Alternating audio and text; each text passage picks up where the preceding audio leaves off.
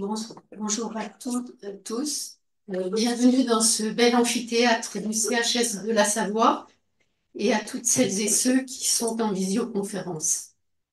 Le collectif Neurodiversité Savoie remercie UDAF 73 pour le soutien financier à cette conférence. Merci aux familles, parents, jeunes de nous rejoindre ce soir.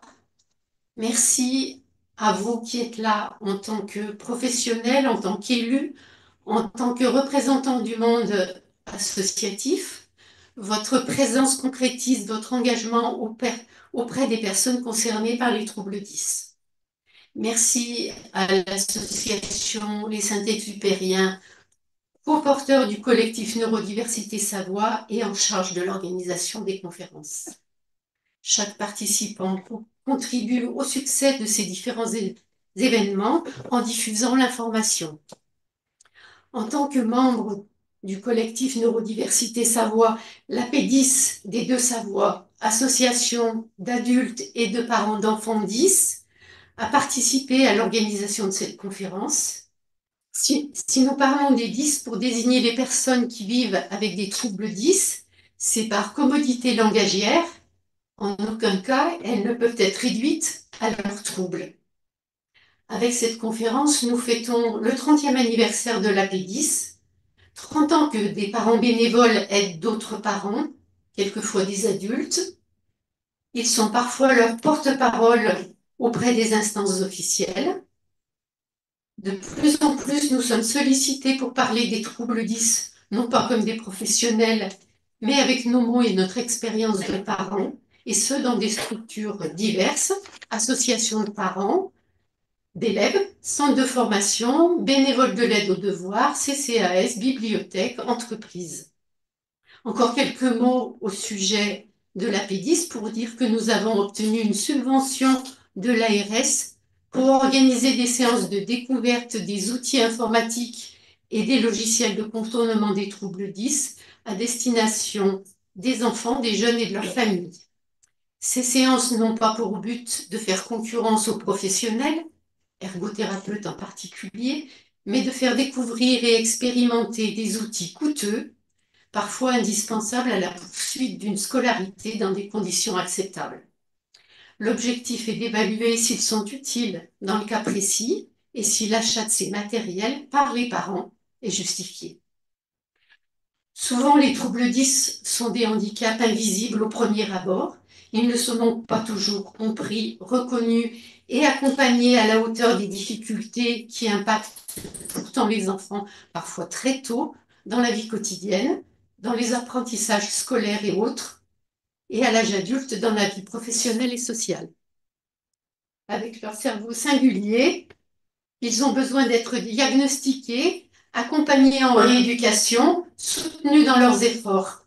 Stéphanie Bornand et Marie Faure vont nous expliquer quelle est la place des orthophonistes dans cet accompagnement au long cours, comment les parents et l'école peuvent travailler main dans la main avec ces professionnels, chacun à sa place, pour aider les enfants à progresser, à réussir. Merci à L2 et bonne conférence à tous. Merci à l'AP10 des Deux-Savoies et au collectif Neurodiversité Savoie, à la fois pour leur sollicitation et puis leur confiance renouvelée, parce on avait déjà eu l'occasion de travailler ensemble. Merci à vous d'être présents aussi dans cette salle et merci à toutes les personnes qui regardent en visio. Ça fait plaisir de voir que vous avez envie de vous intéresser à notre travail et puis à travailler en partenariat. Je pense que c'est ça le maître mot de la soirée. Marie, je te propose de te présenter. Moi, je suis Marie Fort, je suis orthophoniste à la Ravoire. Je travaille avec des enfants et des adultes. Et voilà, c'est tout. Et Stéphanie et moi, on participe à des formations au sein de la CPTS. Donc, on a l'occasion de partager avec d'autres personnes aussi notre fabuleux métier. Voilà, Stéphanie Bornand, orthophoniste. Donc, je travaille avec Marie depuis 5 ans maintenant, je crois. Et puis une collaboration hyper active parce qu'on a plein de projets en plus de ces conférences. Donc, c'est bien sympathique. Allez, on rentre dans le vif du sujet. L'orthophonie, un accompagnement pour évoluer quand on est 10. On a choisi ce soir vous présenter tout ça. On a choisi de faire ça sous trois angles. D'abord, on va vous présenter un petit peu tout ce qu'on peut faire au niveau de nos prises en soins orthophoniques dans le cabinet. Ensuite, on aura une partie où on va beaucoup parler de partenariat parental et essayer de vous donner un maximum d'idées ou de listes non exhaustives, évidemment, sur tout ce qui peut être fait à la maison pour être dans la continuité du travail qu'on fait. Et puis enfin, une partie sur tout ce qui est aménagement scolaire pour que les enfants vivent leur scolarité au mieux et de façon la plus sereine possible, on va dire. Donc, on va lister pas mal de choses, plein de 10. On passera un petit peu plus rapidement sur tout ce qui est TDAH et autres 10, parce que c'est traité aussi par d'autres conférences de neurodiversité Savoie. Si on a le temps, on espère qu'on aura un temps de questions-réponses pour être un peu plus interactive à la fin de notre présentation. On commence par un bref rappel sur le métier de l'orthophoniste, les champs de compétences de l'orthophonie, et puis ensuite sur les troubles neurodéveloppementaux. La grande question, c'est mais que fait l'orthophoniste en séance? Il joue, bien sûr. Il joue, mais à part ce cliché bien ancré, il joue avec des objectifs et des axes thérapeutiques bien précis. Et surtout, il intervient dans des domaines bien divers. Alors, évidemment, les 10, c'est très connu, la cognition mathématique, mais on pourrait citer également tout ce qui est le domaine de la neurologie avec les aphasies. On pourrait citer les troubles de la voix, les troubles de l'oralité alimentaire, tout ce qui est maladies neurodégénératives, et on en passe, la surdité, etc. Donc un champ de compétences bien varié. Et puis surtout, ce qui nous intéresse, c'est qu'on travaille très en lien avec les parents, avec les aidants, avec les partenaires de santé et les partenaires de l'éducation nationale. Je rajouterai aussi les partenaires de la petite enfance qu'on n'a pas cité ici. Alors, l'orthophoniste, elle va avoir pour rôle de prévenir ou d'informer. Alors, quand on parle de prévention, ça peut être par exemple du dépistage au sein des écoles maternelles, par exemple. L'information, ben, ça va être des conférences comme ce soir, ça va être des formations, des flyers, des choses comme ça. Également aussi, ce qu'on fait avec Marie aussi, c'est des formations, enfin la mise en place d'ateliers parents-enfants, par exemple, avec les maisons de santé de la Ravoire ou avec la CPTS Chambéry-Aglo. Une des grosses parties de notre travail, ça va être l'évaluation par le biais de nos bilans orthophoniques, qui vont être très spécifiques et qui vont permettre d'avoir des données sur les compétences à la fois quantitatives et qualitatives chez nos patients. Et puis enfin, mais évidemment, on va passer à la prise en soin orthophonique. Tout ça dans le but de développer ou de restaurer des capacités chez les patients. On parlera aussi de maintenir des capacités, notamment chez des patients qui ont des maladies neurodégénératives. Je penserai par exemple à la maladie d'Alzheimer. Les objectifs principaux, optimiser l'autonomie du patient et évidemment favoriser son intégration sociale, scolaire ou professionnelle. Un bref rappel sur les troubles neurodéveloppementaux, dont font partie les troubles 10. Ces troubles neurodéveloppementaux, ils apparaissent dès la naissance. Ça, c'est important à avoir en tête. Ce n'est pas quelque chose d'acquis, mais quelque chose qui apparaît dès la naissance. Ils peuvent avoir, par exemple, des facteurs génétiques ou environnementaux et ils vont influencer le développement cérébral de l'enfant. Ils vont pouvoir affecter différents domaines, le langage oral ou le langage écrit, par exemple, dans le trouble du langage oral ou trouble spécifique du langage écrit. Ça, c'est les nouvelles appellations. TDLO, c'est ce qu'on appelait avant la dysphasie. DSLE, c'est la dyslexie dysorthographie, mais on reviendra sur ces terminologies un peu plus tard. Ces troubles peuvent affecter également la motricité, comme dans les dyspraxies. TDC, c'est troubles des coordinations. Les fonctions exécutives, alors elles peuvent être bien altérées, par exemple, ou mises à mal dans le cadre d'un TDAH. Et finalement, l'intégration sociale, là, on pourrait penser à tous ces enfants qui sont porteurs de troubles du syndrome autistique. Du coup, vous imaginez bien qu'avec tout ça, ça va être des interventions qui vont être pluridisciplinaires. Comment faire la distinction, on ne voit pas très bien là-haut, mais c'est pas grave, entre un retard ou un trouble? Le retard, on va parler de retard quand un enfant se développe plus lentement qu'un autre enfant, mais qui va suivre le même profil d'évolution. que des enfants qui sont plus jeunes. A contrario, on va définir le trouble comme quelque chose qui est une non-installation ou une désorganisation d'une fonction ou d'un processus d'acquisition.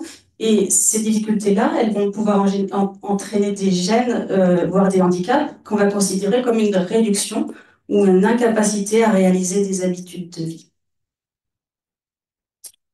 Alors, les différents 10, on va les placer sur un continuum de sévérité. Euh, on va voir que tout le monde n'a pas les mêmes chances, ce sera peut-être pas le bon mot chance, mais face à ces troubles 10. Et là, je vous ai mis une infographie de Laura Marie. Alors, c'est une collègue orthophoniste. Il me semble qu'elle a été institutrice avant d'être orthophoniste et je trouve qu'elle en parle plutôt bien. Elle parle de spectre, elle parle d'une palette, d'un nuancier de 10 qui va s'inscrire sur un continuum et un degré de sévérité et nous explique comment varie ce curseur en fonction de la sévérité de l'enfant.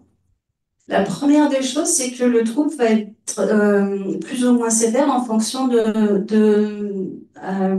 s'il est isolé, pardon, ou bien s'il est associé avec un autre trouble. Une dyslexie isolée aura moins de conséquences que si un enfant est porteur de dyslexie, dyscalculie, etc.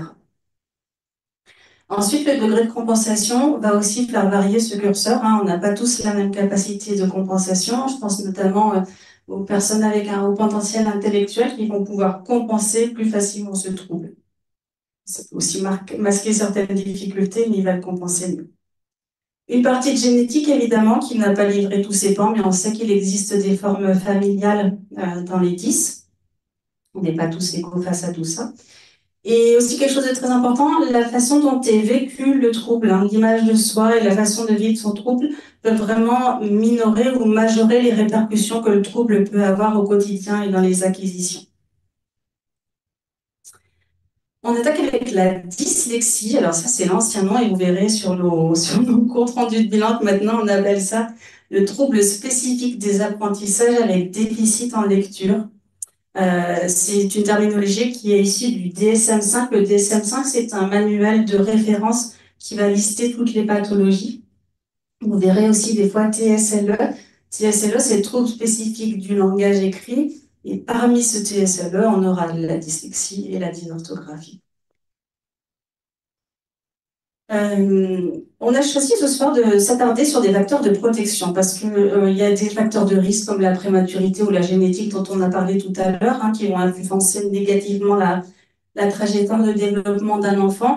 On voudrait mettre en avant tout ce qui peut être mis en œuvre pour protéger le plus possible les capacités d'un enfant. On va d'abord parler de tout ce qui est facteur cognitif. On sait aujourd'hui que de bonnes compétences en langage oral, le niveau de vocabulaire, le raisonnement verbal et des fonctions exécutives qui sont efficientes peuvent vraiment aider l'enfant à avoir une trajectoire de développement plus favorable. On a aussi des facteurs psycho-environnementaux comme le soutien des parents, des professeurs ou les bonnes relations avec les pairs qui va être favorisé.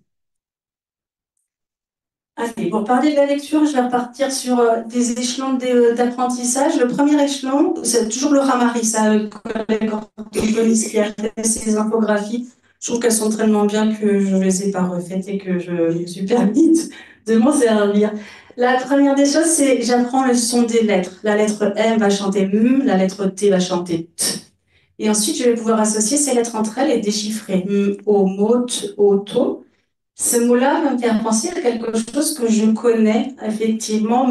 Auto, ça fait penser à quelque chose qui va très très vite, qui a deux roues et qui fait beaucoup de bruit, c'est la moto. Du coup, je vais découvrir la forme écrite du mot que je connais à l'oral. Je vais pouvoir mémoriser moto. L'enfant va passer beaucoup de temps sur les étapes 2, 3, 4 et il va pouvoir ensuite passer un temps un peu plus sur un autre temps où le cerveau va voir le début du mot ou le mot dans sa globalité et va pouvoir le lire de façon plus rapide et plus efficace. Du coup, dans la lecture, on a deux procédures, la procédure phonologique et la procédure d'adressage. Elles vont être un peu en parallèle l'une de l'autre. La procédure phonologique, c'est une voie analytique, c'est une voie où on va assembler les phonèmes. C'est O dont je vous parlais tout à l'heure, moto. Cette procédure, c'est l'enfant qui est en apprentissage de lecture qui va essentiellement s'en servir au début de son apprentissage. Mais nous aussi, on s'en sert dans notre quotidien. Si je vous donne, par exemple, un texte avec une petite fille qui s'appelle Ixat Alarimatisha, je vous assure que vous devrez obligatoirement passer par la voie analytique pour lire ce mot parce que vous ne pouvez pas le lire de façon globale. Donc même nous, en tant que lecteurs experts, on a besoin d'avoir cette voie phonologique qui soit efficiente. Ensuite, on a la procédure d'adressage qui va être la reconnaissance globale du mot. On va se créer tout un stock lexical orthographique et cette procédure, c'est la procédure dont le lecteur expert va le plus souvent se servir parce qu'elle est beaucoup plus directe et puis beaucoup plus rapide, mais elle doit également être efficiente chez l'enfant parce qu'il va en avoir besoin pour lire le mot monsieur, technologie ou orchestre. S'il passait par la voie phonologique, il dirait monsieur. Donc, on a vraiment besoin de ces deux voies-là. Et nous, en tant qu'orthophonistes, on essaye de s'attacher à voir au niveau du bilan si la procédure phonologique est bonne, si la procédure d'adressage l'est aussi, et voir sur quel point on doit jouer au niveau de notre prise en charge. 4 critères pour parler de dyslexie ou de TSLE. Le premier des critères pour pouvoir poser le diagnostic, c'est surtout ça. Le premier, c'est que les symptômes doivent être présents depuis plus de 6 mois, malgré les aides qui ont été mises en œuvre. Quand je parle d'aide, ça peut être des aides qui peuvent être mises en place à la maison, à l'école ou en orthophonie. Ensuite, les troubles doivent avoir débuté au cours de la scolarité. Alors, des fois, on voit des enfants qui arrivent assez tard chez nous en bilan. Les enfants avec porteurs de HPI, par exemple, sont diagnostiqués assez tard. Mais dans nos anamnèses, on s'aperçoit qu'on trouve des éléments qui pouvaient être présents bien avant. La scolarité ou la vie quotidienne doivent être perturbées, c'est-à-dire que les compétences scolaires de l'enfant sont vraiment inférieures aux normes attendues à cet âge-là. Et enfin, le trouble ne peut pas être mieux expliqué par un autre trouble. Alors, un trouble visuel, un trouble auditif, un trouble des fonctions intellectuelles. Dans ce cas-là, si c'est un trouble comme ça, on va parler de trouble secondaire et pas forcément de dyslexie. Alors, quelles sont les caractéristiques les plus souvent rencontrées dans ce test-là? Est-ce qu'on peut pas enlever le bandeau en haut pour que les gens voient mieux nos titres? Bon, je vais faire avec, c'est pas grave. Les troubles les plus souvent retrouvés, la vitesse de lecture ralentie, un manque de précision lors du déchiffrage, des confusions phonologiques ou visuelles. Quand on parle de confusion phonologique, ça va être par exemple une confusion entre le P et le B, sachant qu'ils ont exactement la même position articulatoire, sauf que pour le B, on fait vibrer les cordes vocales. Et du coup, c'est ça la différence entre les deux et qu'il faut qu'on fasse percevoir aux enfants. Les confusions visuelles, ça va être une confusion, pour reprendre l'exemple du B, entre un B et un D, le B et le D, parce que c'est quelque chose de très symétrique, par exemple. Attention, ces confusions phonologiques, elles peuvent être normales au début de l'apprentissage. On va les parents s'inquiètent très très souvent au début de ces cours. Mon enfant confond le B et le D. Ça peut être normal, il faut que l'enfant apprenne. Ce qui va nous inquiéter, c'est le caractère excessif et le caractère qui dure dans le temps, dans l'apprentissage. Ce sont souvent des enfants qui vont inventer des fins de mots. Alors souvent les parents disent mais il fait pas d'effort, il regarde pas. Inventer la fin de mot, ça veut dire passer par la procédure d'accès direct parce que c'est moins coûteux en énergie et en temps, mais c'est pas forcément plus efficace. Il peut y avoir des sots de ligne, on peut s'interroger sur les capacités neurovisuelles ou visuelles et on peut aussi aller adresser à un orthoptiste par exemple si on a des doutes. Et puis finalement, tous ces troubles sont très très souvent associés à des difficultés orthographiques ou un TLO, un trouble du langage oral. Du coup, la difficulté en lecture, c'est une difficulté qui est avérée et durable pour apprendre à lire, où la tâche de lecture va peiner à s'automatiser et elle va s'ancrer dans le temps. Alors, suite à notre bilan orthophonique, on va fixer nous ce qu'on appelle des objectifs et dans les recommandations de bonne pratique, ces objectifs, on va les appeler objectifs SMART. Alors, SMART, c'est S pour spécifique, hein, parce qu'on va travailler de façon très spécifique avec chaque enfant. On ne va pas suivre un programme scolaire, mais on va s'attacher à partir de ses difficultés. Et puis surtout, on va avoir des techniques de rééducation qui sont scientifiquement prouvées et puis objectives. Ensuite, nos objectifs, ils doivent être mesurables par le biais de nos bilans orthophoniques qui sont chiffrés quantitativement et qualitativement. Et puis, on va se servir aussi de lignes de base, de points de départ qu'on va mesurer au fur et à mesure de la rééducation pour voir quelle est l'efficacité de cette prise en charge. Le A, c'est pour acceptable et accessible, c'est-à-dire qu'on va se placer dans la zone proximale de l'enfant et pas dans un niveau attendu. Si un enfant arrive en CM1, on va pas lui demander de faire des exercices de niveau CM1, mais on va se placer dans des choses qu'il est capable de faire et puis on va remonter petit à petit ses capacités. Réaliste, réalisable, c'est surtout notre capacité d'adaptation et de remise en question pour que on puisse réajuster les objectifs ou les techniques. Et enfin, le T pour temporel, parce qu'on va essayer de faire en sorte que la prise en charge ne dure pas ad vitam aeternam dans le temps, pardon. Et du coup, pour cet objectif de temporalité, on va avoir des objectifs d'abord à court terme et puis ensuite des objectifs à long terme. Nos premiers objectifs à court terme, on va cibler ce qui est le plus atteint ou ce qui va apporter le plus de confort à l'enfant. Alors là, je vous ai mis quelques exemples. On peut par exemple augmenter le stock lexical, travailler sur les confusions de sons parce que c'est quelque chose qui va altérer la lecture et qui va être très pénalisant. Et à long terme, on va évidemment faire en sorte de chercher à obtenir une lecture qui soit vraiment plus fonctionnelle au quotidien, avec une lecture plus fiable, plus rapide, et surtout où on puisse accéder à la mise en sens. Ça, c'est vraiment très, très important. La mise en sens et la compréhension en lecture, c'est un objectif principal. Je vous donne quelques exemples d'objectifs thérapeutiques. Alors, on ne va pas rentrer dans les détails, mais ça vous donnera quelques idées. On peut d'abord faire en sorte que qu'on ait un déchiffrage qui soit efficace. Et vous verrez que ça va faire un petit peu boule de neige parce que ce déchiffrage efficace va faire qu'on va gagner en fluidité de lecture. La lecture sera moins hachée. Une lecture moins hachée va forcément vouloir dire lecture plus rapide. Et un enfant qui va maîtriser ces trois choses-là va pouvoir accéder à une meilleure compréhension bien plus facilement. Alors, quelques exemples de ce qu'on peut faire en séance. On va passer assez vite là-dessus parce que c'est technique et c'est pas forcément ce qu'on veut mettre en évidence aujourd'hui. Sur les capacités phonologiques, par exemple, d'un enfant, on parlait de la voix phonologique tout à l'heure, on peut par exemple lui demander de localiser des sons dans des mots, de décomposer des mots. On peut jouer sur la voie d'adressage dont on parlait tout à l'heure. Alors là, par exemple, on peut travailler sur la création d'images mentales ou encore la lecture flash.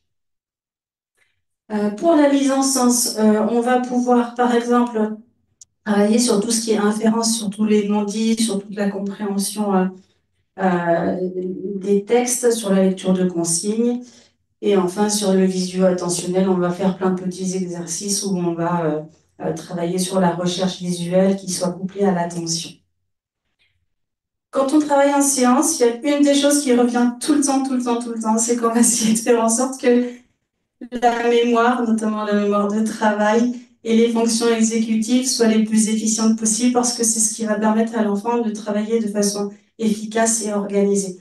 Marie vous reparlera un petit peu plus tard de cette mémoire et de ses fonctions exécutives pour le comprendre un petit peu mieux. Le partenariat parental maintenant. Pourquoi le partenariat parental? Vous allez voir sur ce schéma que le temps passé en famille et le temps passé en orthophonie n'ont pas grand-chose à voir. Et du coup, on va avoir besoin du parent pour qu'on travaille en continuité de soins. Pardon. On va plutôt voir le partenariat parental comme la conjugaison de l'expertise professionnelle avec l'expérience parentale. Et on va faire en sorte que le parent soit un partenaire actif et qu'il y ait une mutualisation, pardon, pour que ce soit plus efficace et pour qu'au quotidien, l'enfant puisse continuer à travailler. La première des choses, ce que je voulais vous montrer ce soir, c'était comment on pourrait expliquer à son enfant ce que c'est la dyslexie. C'est pas de ta faute, mon petit loulou, mais les outils dont tu es outillé, elles sont pas forcément très efficaces. Et du coup, comment on pourrait parler de la dyslexie à un enfant? Toujours d'après Laura Marie, on pourrait lui dire que apprendre à lire, c'est comme construire une nouvelle route dans notre cerveau et que malheureusement, nous ne sommes pas tous dotés des mêmes outils. L'enfant qui va bien et qui se développe bien, eh ben, il est capable d'utiliser la pelle mécanique, le camion toupie, le camion belle, super efficace, alors qu'en fait, le petit loulou avec la dyslexie, eh ben, il a des outils de construction aussi, il en a, hein, mais ils sont nettement moins efficaces et moins performants, hein, puisqu'il a pardon, la pelle, la pioche, et que c'est moins facile. On pourrait dire à l'enfant qu'il va réussir à bâtir cette route de lecture, mais qu'il faudra plus de temps et plus d'énergie qu'un autre enfant.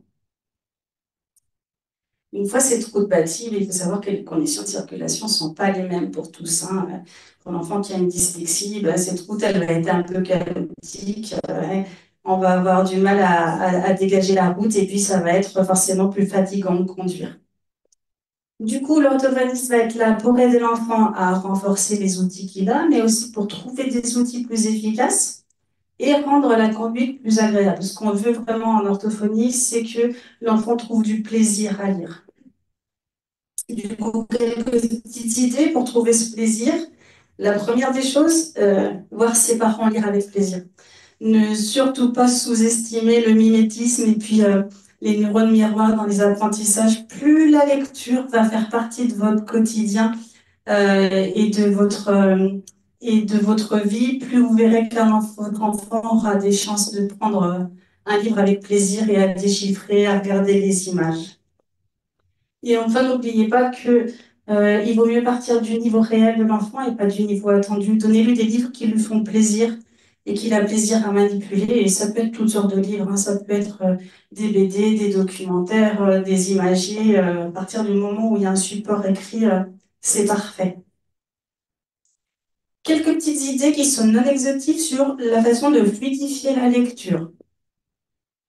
On peut relire des textes connus. C'est quelque chose qui va mettre l'enfant en confiance parce qu'il a déjà vu plusieurs fois les mots et du coup, il va pouvoir les reconnaître et les automatiser plus facilement. Donc, n'hésitez pas à reprendre un album plusieurs fois de suite et le lire avec lui. On peut aussi proposer des lectures en écho. Alors, quand je parle de lecture en écho, c'est le parent lit une phrase et l'enfant la lit en la répétant. Ça va lui donner un rythme de lecture qui est un peu plus proche de son rythme naturel. La lecture en duo, je lis une phrase, tu lis une phrase, je lis un paragraphe, tu lis un paragraphe, je lis un chapitre, tu lis un chapitre. Pour les plus grands aussi, n'hésitez pas au collège à continuer à aider votre enfant. La lecture en écho, c'est vraiment quelque chose, en duo, pardon, c'est quelque chose qui va maintenir la motivation de l'enfant, très souvent. Pensez aussi à la lecture théâtralisée. La lecture théâtralisée, elle va permettre de mettre du sens. On va s'en servir assez souvent chez un enfant qui, moi je l'appelle un peu comme ça, qui va lire au kilomètre, qui va déchiffrer, en fait, sans chercher à mettre de sens, qui va pas s'arrêter au point, mais il faut juste avancer, avancer, avancer pour faire plaisir et déchiffrer. On arrête, on met du sens, on théâtralise et ça nous permet de travailler sur la ponctuation et sur la mise en sens. Et puis pensez aussi à tout ce qui peut être petites phrases en cascade. Alors on trouve des petits livres qui sont déjà tout faits comme ça maintenant. Le morse d'or, le morse d'or sur la plage. Et du coup, ça permet l'automatisation de la lecture de ces mots-là. J'ai mis un gros attention. Pourquoi? Il y a quelque chose qui me tient à cœur, qui nous tient à cœur. La mise en sens en lecture. Ne privilégiez pas la vitesse de lecture. Il ne faut pas que ce soit un objectif pour l'enfant. Privilégiez la mise en sens et la compréhension. Ça, c'est vraiment quelque chose qui est important. Tout ce qui est chronométré, ça va mettre du stress plus à un enfant qui est dyslexique. Alors, un enfant qui va bien et qui est hyper compétent, hyper efficace, il va vouloir faire ses temps chronométrés. Un enfant qui est dyslexique, il a vraiment du mal à le mettre en œuvre. Et puis, deuxième conseil, ne laissez pas votre enfant buter sur les mots. Aidez-le. Si vous voyez qu'il a du mal sur un mot, sur la première lettre du mot, parce qu'il ne sait pas si c'est un B, si c'est un D, donnez-lui le mot. Plus vous allez lui donner le mot, plus il va l'automatiser facilement. S'il y a des difficultés spécifiques dont on parlait tout à l'heure, par exemple les confusions de sons, on peut penser à mettre en place des frises ou des cartes mémo, hein. Le petit B, là, il a la bouche fermée, il a les cordes vocales qui vibrent. Le D, c'est le D dedans. Enfin, on peut trouver plein de petites choses qui sont déjà faites, mais avoir une frise à côté de lui ou sur sa table de travail, ça peut être intéressant. S'il y a plein de segmentation, on peut utiliser des couleurs sur les syllabes ou sur les sons, hein. Là, je vous ai mis la jambe, c'est par syllabe. Et l'autre jambe, c'est le AM qui est en couleur parce que c'est un son complexe que les enfants ont des fois du mal à acquérir. Pour les sauts de mots, on peut penser à tout ce qui est pointeur, réglette, ça marche vraiment bien. La petite baguette magique chez les petites filles, c'est souvent super bien pour pouvoir savoir où on en est. Pour la ponctuation, on peut s'aider de codes couleurs, de stabilo, de petites signalisations comme les feux orange ou les feux rouges pour les virgules ou pour les points. La rétention d'informations, pensez à utiliser la lecture chuchotée. Quand on utilise la lecture chuchotée, on va solliciter la boucle audio-phonatoire et du coup, l'enfant va plus facilement mettre en mémoire et mettre en sens ce qu'il est en train de dire parce qu'il a une rétroaction comme ça. Pensez aussi à surligner les informations qui sont importantes dans ce qu'il est en train de dire ou bien créer une petite carte mentale à la fin de la lecture, ça peut être intéressant. Pour les plus grands, je pense aux enfants qui sont en collège ou en lycée, ils ont souvent des œuvres littéraires à lire et c'est la galère. On va le dire comme ça. Pensez aux versions audio, il en existe de plus en plus souvent. Et puis, lecture accompagnée. Vous l'aidez, vous lisez un chapitre pour lui, vous lui demandez ce qu'il a compris, ou bien vous faites un calendrier avec lui, alors pas qu'il attende les 2 derniers jours de la dernière semaine de vacances pour pouvoir commencer à lire son livre qui fait 150 pages. Mettez un calendrier en place, il sera bien plus facile à mettre en œuvre. Sur la compréhension des consignes, on peut penser au stylo lecteur qui existe de plus en plus. Alors, attention à la qualité, il y en a qui marchent bien, il y en a qui sont un peu moins performants. Et puis, on peut aussi penser aux consignes simplifiées, morcelées ou bien consignes lues par un tuteur, le professeur, etc. Là, je vous ai remis une infographie sur les difficultés de compréhension. Alors, on va passer un peu rapidement dessus, mais je voulais juste rappeler que les difficultés de compréhension, c'est vraiment ce qui est au-dessus de l'iceberg, mais en dessous, il peut y avoir vraiment beaucoup de causes à ces difficultés de compréhension, hein. Ça peut être un manque de vocabulaire, des difficultés de décodage, on en a parlé tout à l'heure, une lenteur dans le traitement des informations. Enfin, c'est vraiment, c'est très varié. Et nous, ce qui nous intéresse en orthophédie, je suis trop près de la caméra, pardon, pour ça, ma collègue précise, c'est d'essayer de trouver pourquoi, d'où viennent ces difficultés et de pouvoir agir dessus. Alors, je ne vais pas vous lire tout ce qui est écrit sur ces slides-là, mais c'est juste pour vous donner une idée. Vous les retrouverez dans dans le, dans le replay. Merci Marie. Si c'est le vocabulaire qui bloque, par exemple, hein, vous pouvez faire attention au débit de parole. Vous pouvez guider l'enfant dans sa compréhension du vocabulaire ou bien reformuler. Si c'est le décodage qui bloque, on peut scinder les consignes en plusieurs parties. On a plein de petites choses qu'on peut faire comme ça. Et puis enfin, ça va être aussi la mise en action qui bloque très souvent. Les enfants vont pas oser mettre en œuvre leur capacité. Je recommande très souvent de faire un premier exemple ou un premier item avec lui pour qu'il puisse se lancer. N'oubliez pas aussi que dans la vie quotidienne, tout est sujet à lecture, hein, les listes de courses, les emballages, les recettes, les menus, etc. Vraiment, que l'enfant prenne du plaisir à se dire, bah, tiens, ce mot-là, j'ai réussi à le lire tout seul sur ma cornflakes du matin. C'est hyper valorisant pour lui et pour les parents. Et puis, on peut penser aux applications qui existent de plus en plus et qui sont plutôt bien faites. On pourrait citer Infogame, Poppins. Il y en a aussi une autre, j'ai perdu son nom, mais qui me reviendra vite tout à l'heure, qui ont des fondements assez scientifiques, assez souvent mis en œuvre aussi et par des orthophonistes. Et puis, penser aux jeux aussi, c'est très souvent un bon support, hein, et on trouve plein de jeux avec des livres interactifs et puis des jeux de plateau où on va pouvoir lire des consignes. Je pense par exemple au Trivial Poursuite, ça peut être intéressant.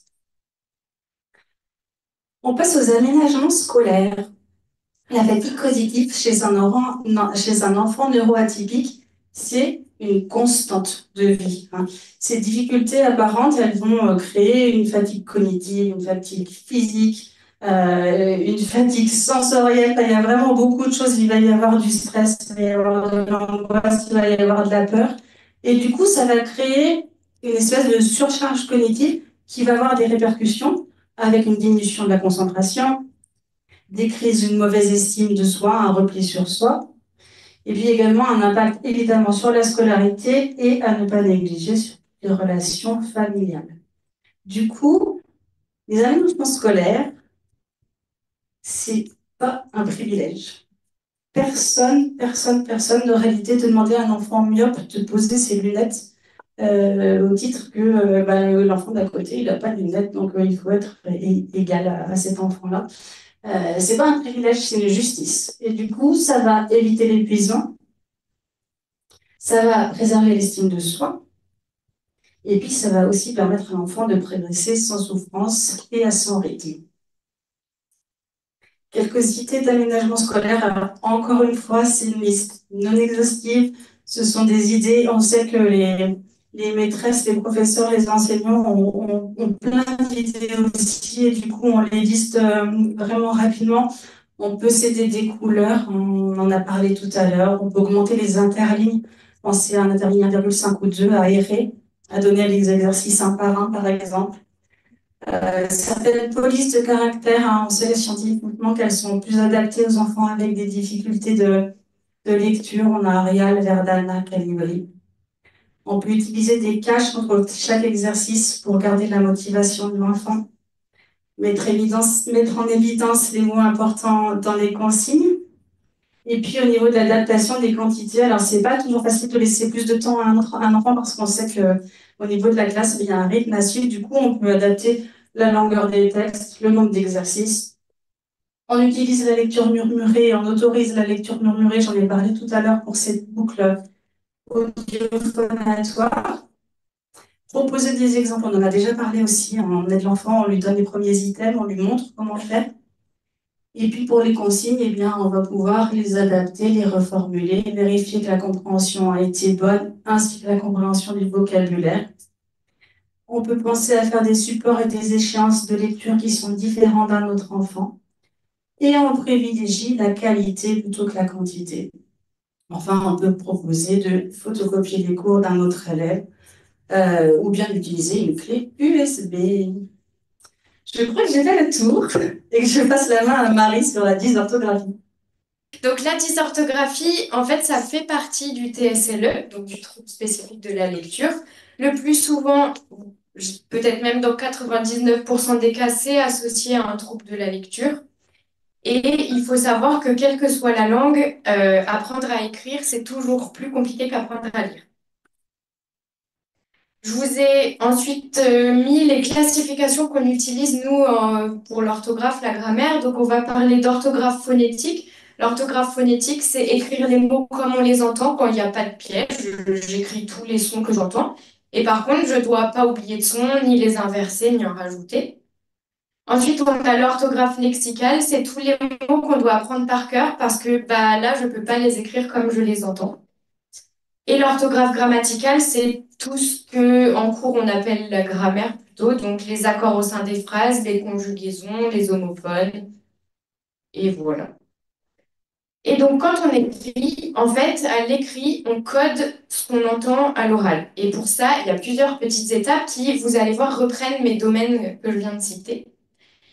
Donc, par exemple, si j'ai la phrase «la chaise est cassée», pour l'écrire, d'abord, je vais passer dans le système phonologique où je vais analyser tous les sons. Et les mots qui sont réguliers, donc qui s'écrivent comme ils s'entendent, c'est bon, je peux les écrire, j'ai les sons. Ensuite, je passe dans le système lexical et je vérifie si les autres mots, ils ont une orthographe particulière et si je l'ai apprise. Et puis, je peux les écrire. Et enfin, je passe dans le système grammatical et là, je vérifie tout ce que j'ai appris à l'école, les accords, les pluriels, les féminins, les conjugaisons, les homophones, tout ça. Il faut savoir que pour les gens qui ne sont pas dysorthographiques, on fait ça de manière automatique, on n'a même pas conscience de passer par ces différents systèmes. Et que par contre, pour les dysorthographiques, ça demande un effort. Et en plus, leur système, il est moins efficace. Et donc, malgré tous ces efforts, ils vont arriver à fonctionner à peu près aussi bien que les personnes pas dysorthographiques, ou dans la plupart des cas, malgré tous ces efforts, ils vont fonctionner moins bien que les personnes qui n'ont pas de dysorthographie. Les difficultés possibles, il peut y en avoir une ou plusieurs, ou toutes à des degrés divers. Donc, on peut avoir des confusions de sons ou de lettres. C'est un peu ce que disait Stéphanie en lecture, les B, les P, les B, les D, les T, les D, toutes les choses qui se ressemblent. On peut avoir du mal avec les graphies particulières, donc par exemple le O qui s'écrit E-A-U, les trigrammes, donc A-I-N, O-I-N, tous les sons comme ça. Des difficultés pour le lexique orthographique, donc à mémoriser les mots irréguliers. Des difficultés pour les règles grammaticales. Pour la segmentation, donc la segmentation, c'est de mettre les espaces aux bons endroits entre les mots, parce que quand on n'a pas de dysorthographie, ça paraît assez évident que le chat, c'est deux mots, mais en fait, pour les dysorthographiques, souvent, ils ont tendance à coller les mots et à pas savoir où séparer ce qu'ils entendent. On peut avoir du mal avec les homophones, et en français, il y en a beaucoup. Et en général, dans quasiment toutes les dysorthographies, les enfants ou les adultes vont avoir du mal à produire des récits écrits. Parce qu'un récit écrit, ça nécessite, en plus d'écrire, ça nécessite d'organiser les pensées, d'utiliser un vocabulaire et un registre de langue assez soutenu, de mettre les phrases dans le bon ordre, d'utiliser des connecteurs, une introduction, une conclusion. Enfin, ça demande beaucoup, beaucoup de compétences. Nous, en orthophonie, on va travailler sur 4 grands types d'objectifs. Ça va reprendre un peu ceux de la lecture. Donc, on va travailler sur les conversions entre sons et lettres pour que déjà l'enfant ait tous les bons sons à la bonne place dans les mots, qu'il n'ait pas oublié de R, qu'il n'ait pas oublié de son. On va travailler sur le stock orthographique, donc l'aider à mémoriser des mots pour que ça devienne plus automatique quand il écrit et que ça lui allège un peu la charge cognitive. Et pour ça, on va par exemple reprendre les particularités orthographiques et les regrouper entre elles. Par exemple, tous les mots qui finissent par et, de TE. On va utiliser le dessin pour aider à mémoriser. Je vous montrerai après, j'ai des exemples. Et travailler sur la morphologie, donc les préfixes et les suffixes, parce que si je sais, si je reprends et, il y a aussi une graphie particulière, si je sais que le suffixe et, c'est pour tous les, ça veut dire les petits. Par exemple, une fillette, c'est une petite fille. Et si je sais qu'à chaque fois, ça s'écrit E de TE, ça fait ça de moins dans le mot à réfléchir de comment ça s'écrit.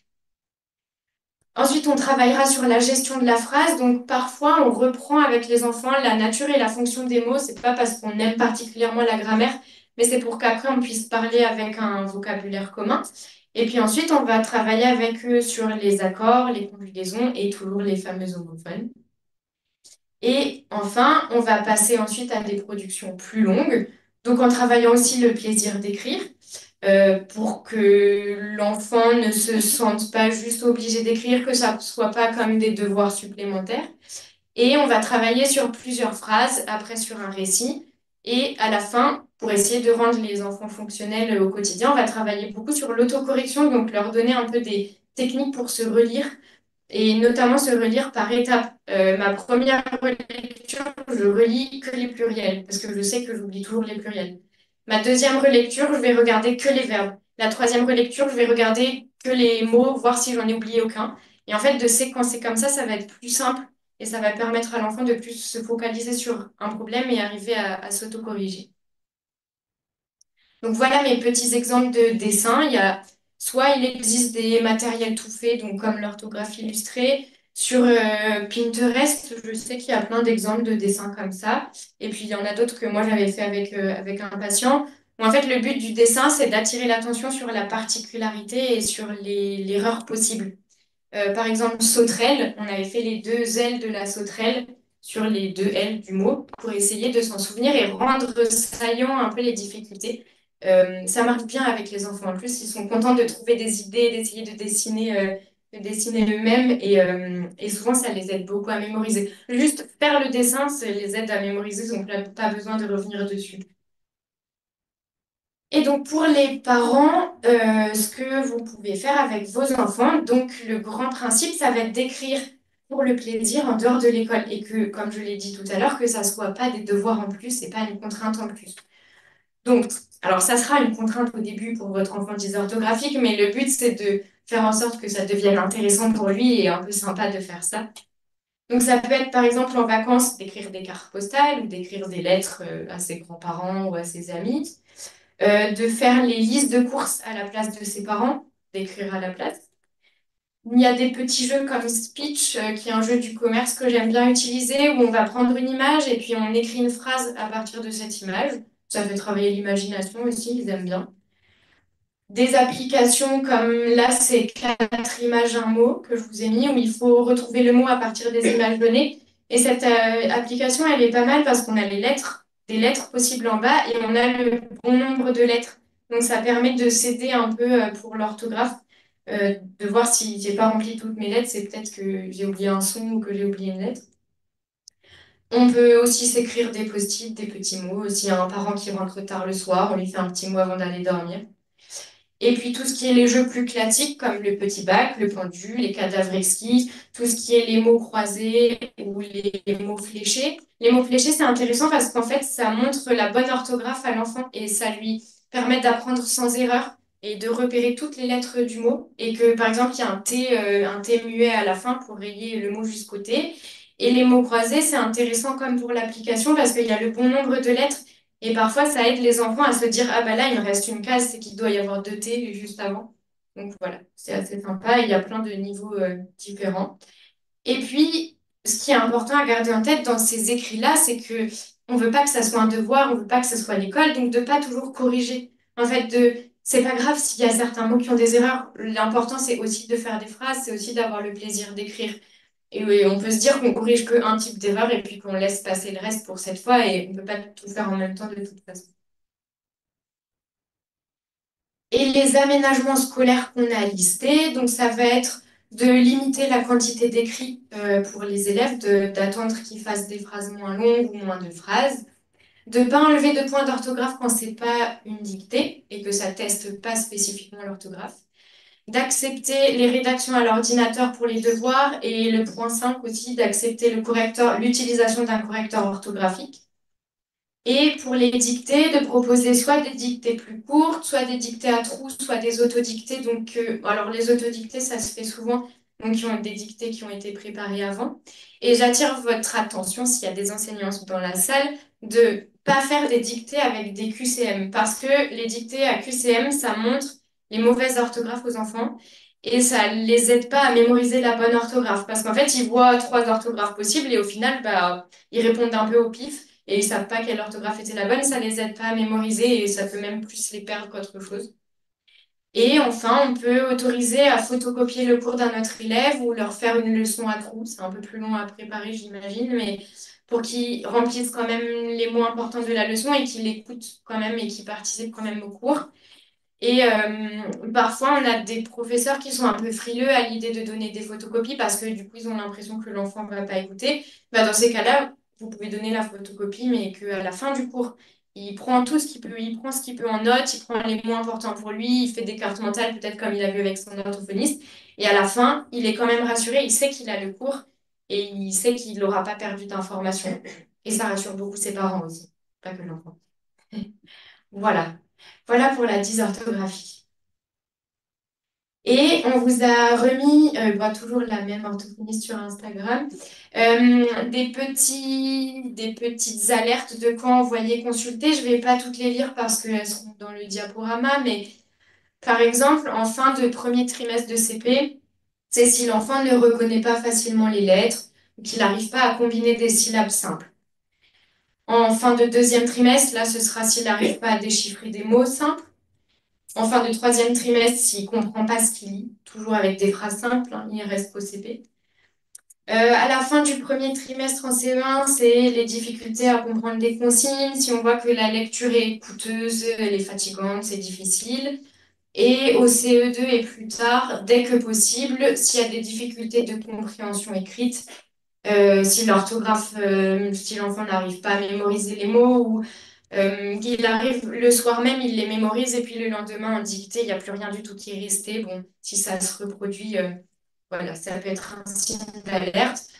En sachant que s'il y a une seule difficulté, c'est pas forcément tout de suite une dysorthographie, c'est ce que disait Stéphanie tout à l'heure, ça peut être juste un retard, mais ça peut être intéressant, voilà, d'en parler au médecin déjà et après éventuellement d'aller consulter.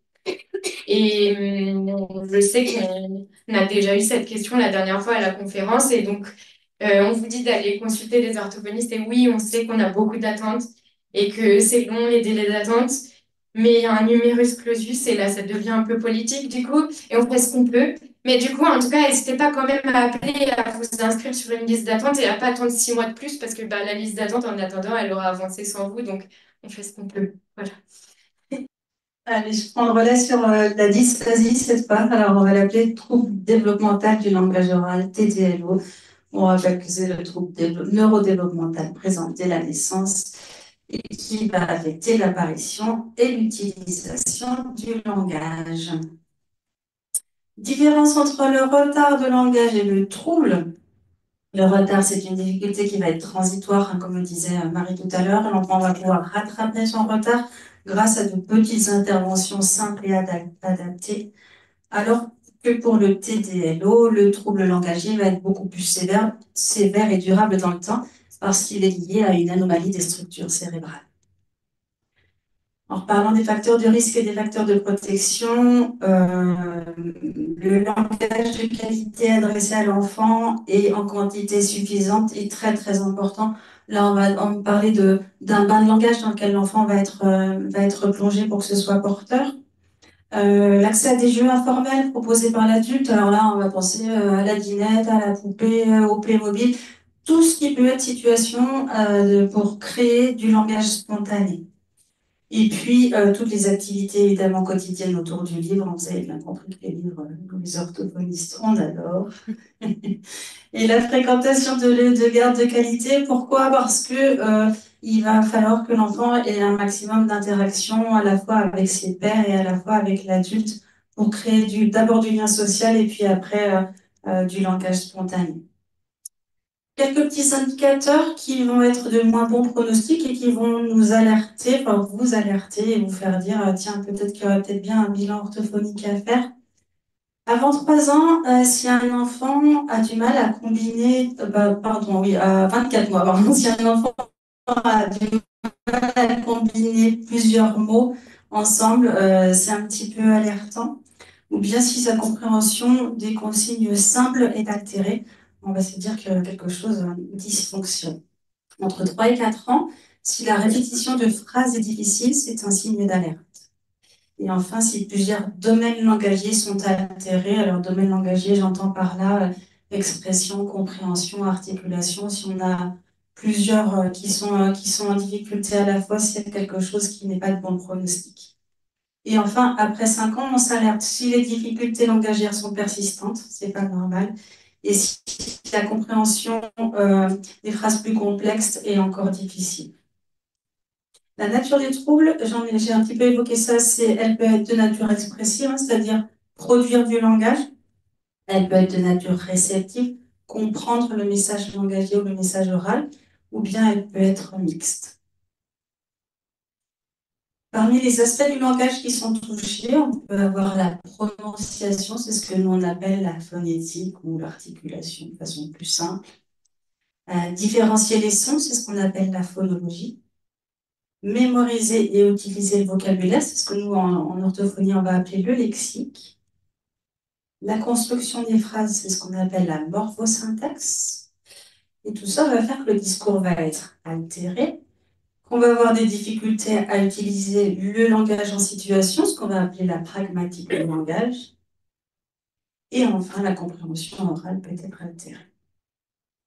Quelques exemples au niveau des difficultés qu'on retrouve chez un enfant qui est porteur de troubles du langage oral. On a d'abord tout ce qui est troubles phonologiques. Pour vous donner un exemple, ça peut être des altérations au niveau de la parole et de la production des mots. Alors, on va dire va pour vache, par exemple. Hein, ça, ce sont des constantes des fois au début. Il va pouvoir vous dire chauchette au lieu de chaussette. Ça, c'est des substitutions. On peut aussi avoir des inversions comme pestacle au lieu de spectacle.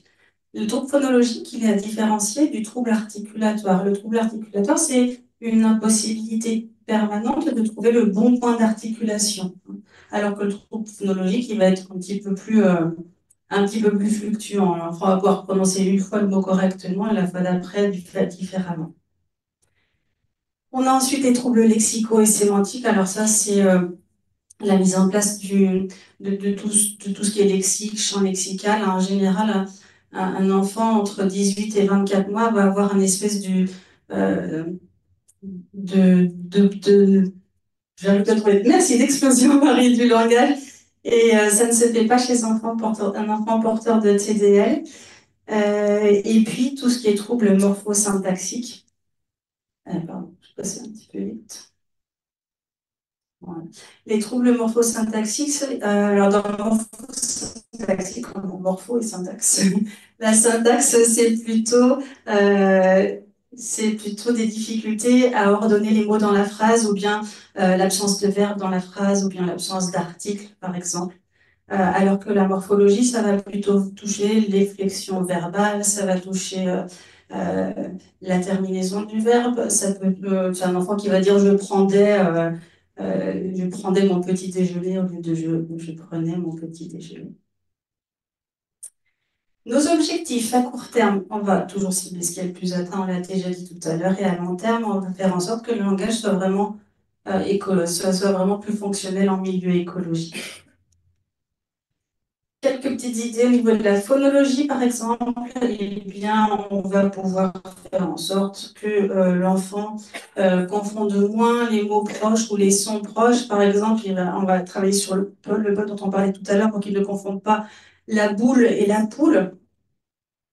Au niveau du lexique, on va essayer d'augmenter son stock lexical et puis de mettre en réseau le chat, eh ben, il a des griffes, il a des moustaches, il fait miaou. Et tout ce réseau lexical là, va permettre de mettre en mémoire le mot plus facilement et d'organiser son lexique. Et au niveau de la pragmatique du langage, on va travailler les tours de parole, la théorie de l'esprit, les habiletés sociales, hein, façon de se représenter ce que l'autre a dans la tête pour pouvoir communiquer de façon plus efficace. En ce qui concerne la morphosyntaxe, on peut travailler sur le genre et le nombre, on peut travailler sur les flexions nominales et verbales. Après, on peut travailler sur le récit oral, et là, on va faire en sorte que l'enfant puisse avoir la meilleure informativité possible. Qu'est-ce qui est important de dire, qu'est-ce qui n'est pas important dans mon discours, comment l'autre va percevoir ce que je dis. Et en parallèle de tout ça, on va travailler sur les praxis. Moi, je vous parlais tout à l'heure, hein, on va essayer de trouver les bons points articulatoires, on va essayer de muscler aussi toute cette zone orofaciale pour que ce soit plus facile pour lui. Et si vraiment la communication est très très difficile et le langage est très difficile à mettre en place, on peut mettre des aides visuelles comme des pictogrammes ou bien une communication alternative. Et en parallèle de tout ça, toujours la mémoire et les fonctions exécutives qui vont sous-tendre les capacités de l'enfant. En ce qui concerne le partenariat parental, ne pas hésiter à répéter encore et encore le vocabulaire. On dit que chez un enfant qui se développe bien, cet enfant il a besoin environ je retrouve les chiffres, de 13 expositions à un mot pour pouvoir le comprendre et de 24 expositions pour pouvoir le produire. Un enfant qui est en difficulté de langage, il a besoin de 27 expositions pour comprendre le mot et 49 pour le produire. Donc plus vous allez répéter ce vocabulaire, plus ça va être bénéfique pour lui. Faire des phrases simples et plutôt courtes. Pourquoi? Pour qu'il puisse prendre des repères dans votre phrase, pour qu'il puisse trouver les mots importants dans la phrase, Donc, meilleure compréhension et surtout aussi pour qu'ils puissent, par mimétisme, répéter la phrase plus facilement et se l'approprier. Une consigne à la fois, ne le noyez pas dans un flot de paroles, mais donnez-lui une consigne à la fois pour qu'il puisse s'en saisir. Et faire attention à un son de débit de parole. Plus une parole est lente, plus la parole est facile à comprendre et facile à reproduire. Donc n'hésitez pas à diminuer un petit peu votre débit de parole. Quelques conseils et petits jeux possibles. On a mis là les onomatopées. Ça, c'est vraiment la meilleure façon d'entraîner l'articulation. Le m, on va faire le me de la vache. Voilà, il y a plein d'exemples. Le z de l'abeille, ben, ça va faire vibrer les cordes vocales. Donc, on n'hésite pas à surjouer et à faire ces onomatopées, ces bruitages. Répéter, je vous l'ai dit tout à l'heure, hein, il y a besoin vraiment beaucoup d'exposition aux mots. On va penser, pardon, à la marchande, à la dînette, au Playmobil, parce qu'il y a beaucoup de tournures de phrases qui vont revenir et qui vont être les mêmes, donc qui vont créer des situations où l'enfant va pouvoir se les s'approprier. Et puis, on pense également aux imagiers, parce que là, eh ben, voilà, il y a l'exemple du panda, mais je pourrais prendre n'importe quoi, le koala. T'as vu le koala comme il est beau? Moi, j'adore les koalas. Mais c'est quelle couleur un koala, en fait? Et plus vous allez répéter ce mot-là et le mettre en réseau, plus l'enfant va avoir plaisir à le reprendre. Pensez à syllaber également, hein, ça permet à l'enfant d'affiner sa prononciation. Alors là, il y a quelques petites idées de jeux intéressantes. La bataille d'images, par exemple. Un peu comme un jeu de bataille avec des cartes classiques, mais là, on va prendre des cartes images. Et ben, l'enfant qui aura la carte chocolat, 3 syllabes, va remporter le pli par rapport à son papa qui a la carte vélo, 2 syllabes. Ou bien des petites courses de syllabes, hein. Vous prenez un plateau de jeu tout simple et toujours avec votre image, ben, si l'enfant a la carte au chocolat, il avance de 3 cases, etc. C'est très ludique et les enfants aiment beaucoup et ça permet de bien travailler. Et puis pour les phrases, pour faciliter la production de phrases, on pense aux jeux comme le qui est ou le jeu des 7 familles parce que c'est là encore une fois des tournures de phrases qui sont très répétitives. Dans la famille XY, je voudrais euh, ABC. Mais voilà, des petits jeux comme ça répétitifs, ça peut être très intéressant. Pour travailler sur la compréhension, on va avoir à nouveau besoin du support du livre. Ça peut être chouette. Et les jeux de devinettes, ça marche aussi bien. Les enfants aiment beaucoup jouer à ces jeux-là. Et pour finir, pensez au cahier de vie. Ça peut être un bon support pour que l'enfant puisse s'exprimer dans différents lieux de vie, que ce soit avec les grands-parents, que ce soit à l'école ou avec d'autres personnes. Un petit rappel pour les enfants en collège. Scientifiquement, il est vraiment prouvé que l'oral va influencer l'écrit et que l'écrit va influencer l'oral. Donc, on continue à développer un maximum tout ce qui est langage élaboré, les phrases complexes. Ça va toujours avoir un impact. On sait que c'est étroitement lié. Et au niveau des aménagements scolaires, on se place à hauteur de l'enfant pour parler. On l'a dit tout à l'heure, mais on adapte le débit de parole et on insère des pauses dans ce qu'on dit. On fait reformuler les consignes, on laisse un temps de latence pour la réponse. Le temps de latence, il est très important. On a tendance à l'oublier et à pas laisser la place à l'enfant.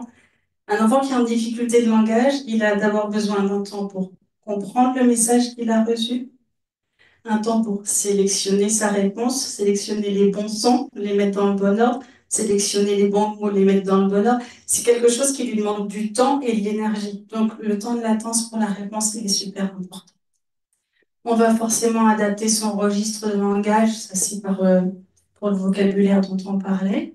On va valoriser et s'appuyer sur les capacités de l'enfant, ça c'est logique. On va dire ça comme ça.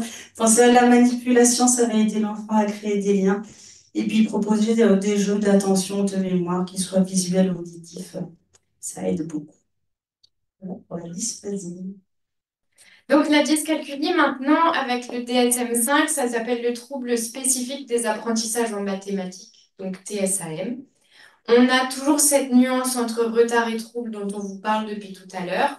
Et la définition un peu officielle, c'est les difficultés à traiter les données numériques, à apprendre les faits arithmétiques et à réaliser des calculs exacts et fluides. Donc les données numériques, c'est tout ce qui contient des chiffres. Et l'effet arithmétique, c'est tout ce qu'on apprend par cœur, les tables d'addition, les tables de multiplication. On peut atténuer ou compenser les troubles, mais comme pour tous les 10, on ne pourra pas forcément tout effacer, tous les troubles. Il restera des difficultés tout au long de la vie. Et il y a des études qui ont montré que la dyscalculie concerne 6 à 7% des élèves d'âge scolaire, donc ça commence à faire un petit paquet.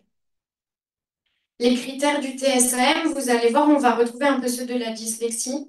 C'est que les symptômes soient là depuis au moins 6 mois, malgré la mise en place de mesures et d'interventions, qu'ils perturbent la scolarité ou la vie quotidienne et qui concernent le sens des nombres, les données chiffrées, les calculs et la résolution de problèmes. Je vous ai listé quelques petits signaux d'alerte pour lesquels vous pouvez envoyer chez le médecin. Donc vers 5 ans, ce sera quand l'enfant aura des difficultés pour mémoriser la suite des nombres. 1, 2, 3, 4, 5. Des difficultés pour lire et écrire les chiffres. On va jusqu'aux chiffres à 5 ans, c'est juste de 0 à 9. On ne lui demande pas d'écrire plus loin. De compter sur ses doigts. De reconnaître les faces du dé ou le nombre du doigt. Le nombre des doigts. C'est, par exemple, si je fais ça, vous savez que j'ai 3 doigts. Vous n'avez pas besoin de recompter 1, 2, 3. Donc, c'est que l'enfant, à 5 ans, il doit arriver à reconnaître que ça, c'est 5, sans compter un doigt par un doigt. De compter les petites quantités et de comprendre des termes mathématiques comme plus, moins, autant. En fin de primaire, là où on va s'alerter, c'est s'il y a des difficultés pour la numération. Donc là, la suite de nombres, mais plus longue, jusqu'aux centaines, jusqu'aux milliers. Des difficultés pour lire et écrire les nombres, pour comprendre le système de centaines, dizaines et unités. Des difficultés pour résoudre les 4 opérations de base, pour apprendre les tables de multiplication. Alors, là encore, c'est pareil, si votre enfant, il arrive juste pas à apprendre les tables de multiplication et que tout le reste en maths va bien, c'est pas forcément grave.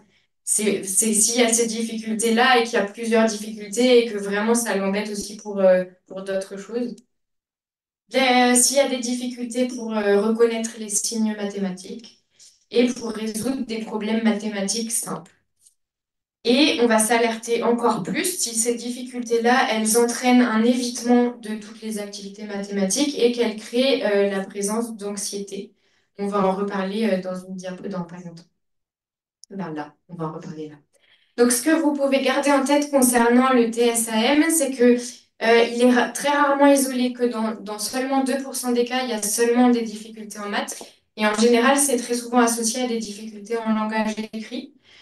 C'est pas un manque d'intelligence comme pour les autres 10, c'est que c'est des structures cérébrales qui sont pas les mêmes et qui sont moins outillées, comme disait Stéphanie, pour arriver à apprendre les mathématiques que j'ai. On a qui est encore un peu plus marqué que dans les autres 10, c'est une énorme dimension affective et la présence d'anxiété mathématique qui peut être très forte. Et en fait, dans les mathématiques, plus que dans les autres domaines, il y a cette transmission un peu affective de oui, mais de toute façon, moi j'étais nulle en maths, donc tu seras nulle en maths. Et un peu des poids comme ça qu'on transmet plus ou moins consciemment et qui vont minorer encore plus les résultats des enfants en mathématiques. Et je fais un deuxième petit placement politique, qu'il n'y a pas d'effet de sexe sur les réussites en mathématiques. Les filles sont aussi fortes en maths que les garçons. C'est juste la société et les préjugés très souvent inconscients qui font que les filles y arrivent moins. Mais en fait, elles sont autant capables que les garçons. Et donc, même si vous avez des filles, n'hésitez pas, elles peuvent y arriver. Elles vont y arriver.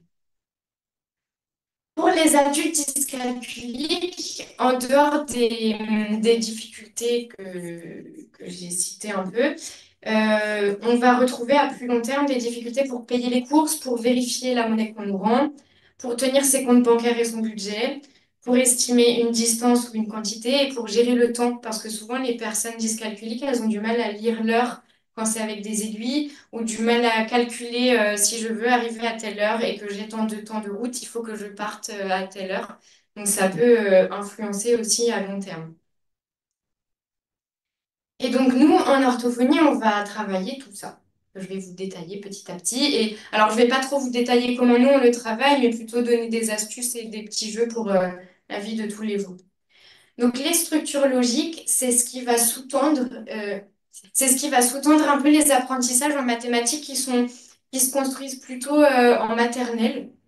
Donc, on a par exemple la classification. La classification, c'est de mettre ensemble tout ce qui va bien ensemble. Tous les objets rouges, tous les animaux à quatre pattes, par exemple. La sériation, c'est construire une suite ordonnée d'éléments, donc du plus petit au plus grand, du plus jeune au plus vieux. Et l'inclusion, c'est une relation d'ordre entre les ensembles. Par exemple, les citrons sont des agrumes, qui sont des fruits, qui sont des aliments. Tout ce qui est, voilà, ce qui est un peu en cercle concentrique. Et ce qu'on peut faire avec les enfants pour le travailler ou pour jouer, pour l'entraîner, ça va être de faire des rangements, des tris, de classer les objets par forme, par couleur, par thème, et d'utiliser des récipients de taille variée pour faire, quand les enfants sont tout petits, ils le font bien, de remplir et vider, mais un peu plus grand, on peut faire des boîtes encastrables, des poupées gigognes. Et j'ai mis un lien que vous pourrez donc retrouver dans le diapo avec plein d'idées de jeux à faire au quotidien pour les maths. Ensuite, pour le dénombrement et le comptage, on peut chanter la comptine numérique avec ses enfants. Il y a des chansons qui existent comme 1, 2, 3, nous irons au bois, par exemple. On peut jouer avec lui à compter les objets en pointant du doigt, compter les voitures, compter les moutons dans un pré, enfin, on peut compter plein de choses. Tout ce qui est les jeux de plateau, les petits chevaux, les jeux de loi, en fait, quand on lance le dé, on apprend à lire ce qui est sur la face du dé, et puis on apprend à avancer du bon nombre de cases, et du coup, mine de rien, quand j'ai fait 10 fois 1, 2, 3, 4, 5, 6, ça m'aide à retenir 1, 2, 3, 4, 5, 6. Donc là, c'est plutôt au niveau maternel quand même, hein, mais voilà. Il y a des jeux comme les cartes à Toto, qui sont des jeux qui sont facilement trouvables dans le commerce avec les additions, les multiplications, les chiffres à compter. Un jeu comme le Uno, ça fait lire les chiffres. Et utiliser du vocabulaire mathématique dans la vie quotidienne sans avoir l'air de faire des maths. Est-ce que j'ai plus de gâteaux que toi? Est-ce que ton frère il a autant de bonbons que toi? Combien est-ce que tu as de puzzles dans ta chambre? Tous les mots un peu du lexique mathématique. Ensuite, pour les transcodages, c'est le fait de lire et d'écrire les nombres. Donc, tous les jeux avec des nombres écrits, ça aide à lire les nombres. Le Rumicube aussi, ça aide bien. Et puis, le Rumicube, ça aide à ranger les nombres dans l'ordre aussi. Et on peut utiliser des outils ludiques comme les ardoises magiques, écrire les noms sur l'ordinateur, jouer à la maîtresse. Et il y a un site que je vous ai mis aussi, c'est un site avec des logiciels en maths, mais pas que, il y a des logiciels sur un peu toutes les matières scolaires et un peu rangés par niveau qui sont assez sympas et que vous pouvez faire avec vos enfants. Ensuite, pour la construction du nombre et du système décimal, donc là, on va essayer de se rapprocher du concret pour que l'enfant il fasse des liens entre son cours de maths et le concret. Donc le système des dizaines, on va pouvoir jouer avec des jeux de troc, de si tu me donnes 10 poires en plastique, je te donne un pot de confiture, je sais pas. Jouer à la marchande, jouer à rendre la monnaie. Pour les nombres négatifs, on peut rapprocher ça des températures ou alors des dépenses. Pour les fractions, on peut partager un gâteau, une pizza, partager une quantité de bonbons. Il faut essayer de ne pas partager que des trucs ronds, parce que sinon on n'a que l'image de la pizza qui fait un quart, mais en fait on peut faire un quart avec un quart des sièges, par exemple, donc pas que des choses rondes. Et pour les nombres décimaux, par exemple, le mètre de couturière, le double décimètre. Pour aider à mémoriser le système de unités-dizaines, vous pouvez faire des dessins. Donc, je vous ai fait un petit exemple des unités versus des dizaines. Et moi, j'utilise beaucoup les codes couleurs pour les centaines en bleu, les dizaines en rouge, peu importe la couleur. Et en fait, j'écris les nombres avec les centaines en bleu, les dizaines en rouge et les unités en jaune pour que l'enfant il puisse avoir visuellement le repère du nombre qui n'est pas à la même place, du chiffre qui n'est pas à la même place. Pour les calculs et les opérations, je vous ai mis différents outils dont nous, on se sert aussi en rééducation et qui serviront aussi après pour résoudre les problèmes. Donc, on va essayer de rendre concret le plus possible les opérations par rapport toujours à la vie quotidienne. La division, c'est le partage. L'addition, c'est un ajout. Et quand je gagne des billes, j'ai ajouté des billes à ce que j'avais déjà. On va faire manipuler le plus possible avec tout ce que vous avez sous la main, même vos doigts. On va essayer de représenter, donc ça ce sera pour les calculs et surtout pour les problèmes de se représenter ce qu'il y a dans le problème en faisant des dessins, des schémas, en utilisant des couleurs pour les mots-clés des problèmes, par exemple, ou des couleurs pour les signes des opérations. Et je vous ai mis une image pareil que j'ai trouvée sur Pinterest qui reprend les procédures pour, je crois que c'est la division, qui reprend les procédures en couleurs et étape par étape pour refaire les divisions. Et on va essayer de séquencer et de reposer les choses pour que l'enfant fasse les étapes une par une. Et ensuite, quand il a fini toutes ces étapes de résolution de problèmes ou d'opérations, on va l'insister à revérifier la solution. Est-ce que mon résultat il est logique par rapport à ce que j'avais au début? Par exemple, est-ce que si je devais additionner 3 pommes et 7 bananes, est-ce que c'est normal que j'arrive à 25 fruits? Est-ce que ça a du sens avec ce que j'avais au départ? Et pour les problèmes, je vous ai fait un petit point. Alors, il faut savoir que la résolution de problèmes, ça pose des difficultés aux enfants dyscalculiques, mais aussi aux enfants dyslexiques. Parce qu'en fait, pour résoudre un problème de maths, je vais avoir besoin de plein de compétences cognitives. Donc, je vais avoir besoin de lire mon problème et de comprendre ce qui est écrit dedans. Donc, j'ai besoin que mon vocabulaire soit assez bon pour que je comprenne l'énoncé. Je vais avoir besoin de logique et de capacité mathématique pour savoir quelle opération je fais, quel calcul je fais. Et puis ensuite, dans les problèmes en classe, je dois écrire la réponse. Donc, je vais avoir besoin de savoir écrire, d'avoir le bon graphisme, d'avoir la bonne orthographe pour écrire ma phrase et d'ordonner mes mots pour écrire la phrase. Donc, souvent, c'est très compliqué dans beaucoup de 10 de résoudre les problèmes, même s'il n'y a pas un problème en mathématiques vraiment en tant que tel. Et je vous ai remis un petit guide aussi qui reprend un peu toutes les étapes pour résoudre les problèmes. Comme ça, si vous allez voir le diapo, vous l'aurez avec vous. Et donc, dans les adaptations pédagogiques en mathématiques, ça va être d'autoriser la calculatrice si ce n'est pas un test ou un exercice de calcul mental, de autoriser à l'enfant d'avoir un support avec les tables à proximité, privilégier son raisonnement plutôt que les résultats, parce que parfois les enfants dyscalculiques, ils ont le bon raisonnement, mais comme ils font des erreurs de calcul, ils n'ont pas le bon résultat. Utiliser donc les codes couleurs, ça je vous l'ai dit plein de fois. De reprendre avec eux une procédure de résolution étape par étape, de tout séquencer. Mettre en relief les mots-clés des problèmes et surtout de valoriser et de rassurer sur les mathématiques, puisque j'ai parlé d'anxiété, de le rassurer et de lui dire qu'il va y arriver et que non, les mathématiques ne servent pas à rien dans la vie, puisque je vous ai donné plein d'exemples concrets. Voilà. Et donc, la mémoire et les fonctions exécutives, c'était maintenant. Donc, la mémoire, alors, on va découper la mémoire en deux grandes parties. Il y a la mémoire à long terme et puis la mémoire à plus court terme. La mémoire à long terme, elle se subdivise en plusieurs autres types de mémoire. Donc, la mémoire procédurale, ça, c'est tout ce qui concerne les gestes, c'est sans langage. Donc, c'est par exemple faire du vélo, attacher ses lacets, utiliser une cafetière. Si j'ai la même cafetière depuis 30 ans, je n'ai pas besoin de me dire les étapes, je fais les gestes sans réfléchir. Donc ça, nous, on ne va pas le travailler en orthophonie, ce sera plutôt les ergothérapeutes ou les psychomotes, ou même les kinés, pour ce qui est la mémoire de la marche, par exemple. Ensuite, on a la mémoire sémantique. La mémoire sémantique, c'est toutes les informations que je connais, dont le langage, l'orthographe, les mots que j'ai appris par cœur, les dates d'histoire, toutes les choses que je connais, mais que je ne sais pas comment je les ai apprises. Je sais que je les sais, mais je ne sais plus comment je les ai apprises. Et parce qu'enfin, je vous dis, je ne sais plus comment je les ai apprises, parce qu'on a aussi la mémoire épisodique. La mémoire épisodique, c'est tous nos souvenirs et tout ce dont on se souvient. On se souvient du contexte, on se souvient de ce qu'on a vécu. Donc en orthophonie, avec les enfants, nous, on va travailler pas forcément la mémoire sémantique, avec tous les mots, le lexique orthographique. La mémoire épisodique, on le travaillera en orthophonie, mais avec les adultes qui ont Alzheimer, par exemple. Donc ça, c'est pas dans le cadre des 10. Et puis, de l'autre côté, on a la mémoire de travail. La mémoire de travail, elle dure jusqu'à 20 secondes maximum et elle a une capacité limitée, en moyenne entre 5 et 7 éléments. Et elle va nous servir à manipuler les informations, soit pour produire un résultat, soit pour après les mettre en mémoire à long terme. Par exemple, quand je fais un calcul mental, j'utilise ma mémoire de travail parce que je me souviens que je dois faire 13 plus 12.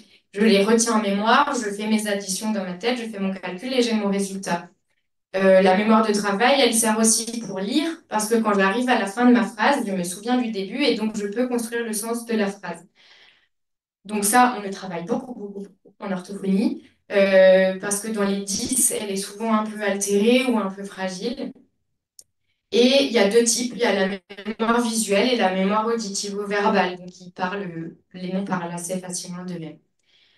Voilà, et puis pour la mémoire, je voulais juste rajouter que souvent on entend parler de je suis visuel, je suis auditif, machin. En fait, personne n'est que visuel ou que auditif. On utilise tous nos trois types de mémoire, parce qu'il y a aussi la mémoire kinesthésique, donc des gestes. On utilise tous nos trois types de mémoire à des degrés divers. Et donc, il est important de s'appuyer sur les trois. Et c'est pour ça que en lecture, par exemple, on vous parlait de lecture chuchotée, qui fait reparler, qui fait réentendre les mots en plus de les voir et qui fait aussi les gestes quand je chuchote et quand je parle. On vous parle aussi des couleurs, on vous parle aussi des dessins, parce que ça, en fait, on multiplie les types de mémoire pour être sûr que l'information soit mieux retenue. Voilà.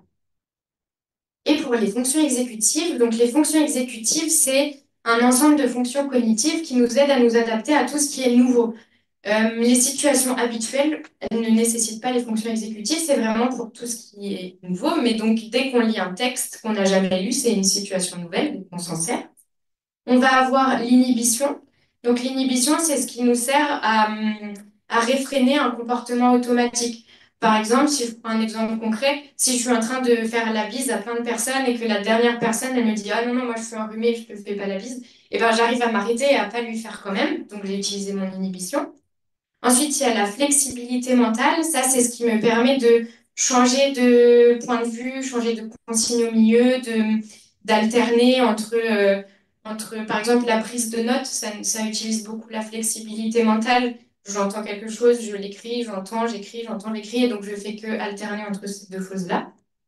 Il y a la planification. Ça, je vous en ai un peu parlé dans la résolution de problèmes. La planification, c'est tout ce qui va me permettre de réfléchir à quelles étapes je dois faire pour arriver au but que je recherche et après de revérifier que j'ai bien fait ce que je voulais faire au début. Et la dernière, c'est la mise à jour. Et la mise à jour, c'est la prise en compte de nouvelles informations. Dans mon exemple de tout à l'heure, par exemple, la personne qui m'a dit qu'elle était enrhumée et qu'elle n'allait pas me faire la bise, et ben, pour pouvoir inhiber mon comportement, j'ai dû mettre à jour et prendre en compte cette information. Et ces fonctions exécutives, on les travaille avec plein de petits exercices un peu spécifiques en orthophonie.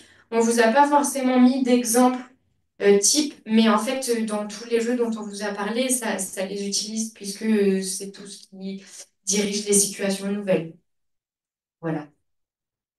Allez, on va aller sur les dyspraxies. La nouvelle terminologie, c'est les troubles des coordinations. On rappelle à nouveau que c'est un trouble qui affecte le développement moteur, qui apparaît dès les premiers stades de développement et qui est aussi très très souvent associé à d'autres troubles 10. Dans les derniers écrits qui sont sortis, on dit qu'il y a à peu près 4 millions de personnes en France quand même qui sont touchées, enfants et adultes compris. La dyspraxie, alors on parle de dyspraxie, mais il y en a plein, plein, plein. Alors attention, on va commencer parce que c'est un peu long. On a la dyspraxie orofaciale, c'est des difficultés à faire des gestes au niveau du visage, au niveau de la phonation ou bien au niveau de la déglutition, hein. Tout ce qui a trait à la zone oro-bucco-faciale. La dysgraphie, elle parle un peu d'elle-même aussi, hein, la difficulté à automatiser le geste de l'écriture. La dyspraxie constructive, c'est une difficulté à s'organiser dans l'espace et à assembler. Alors là, on pourrait donner l'exemple des puzzles, par exemple, hein. Donc, on va avoir des difficultés à faire son puzzle.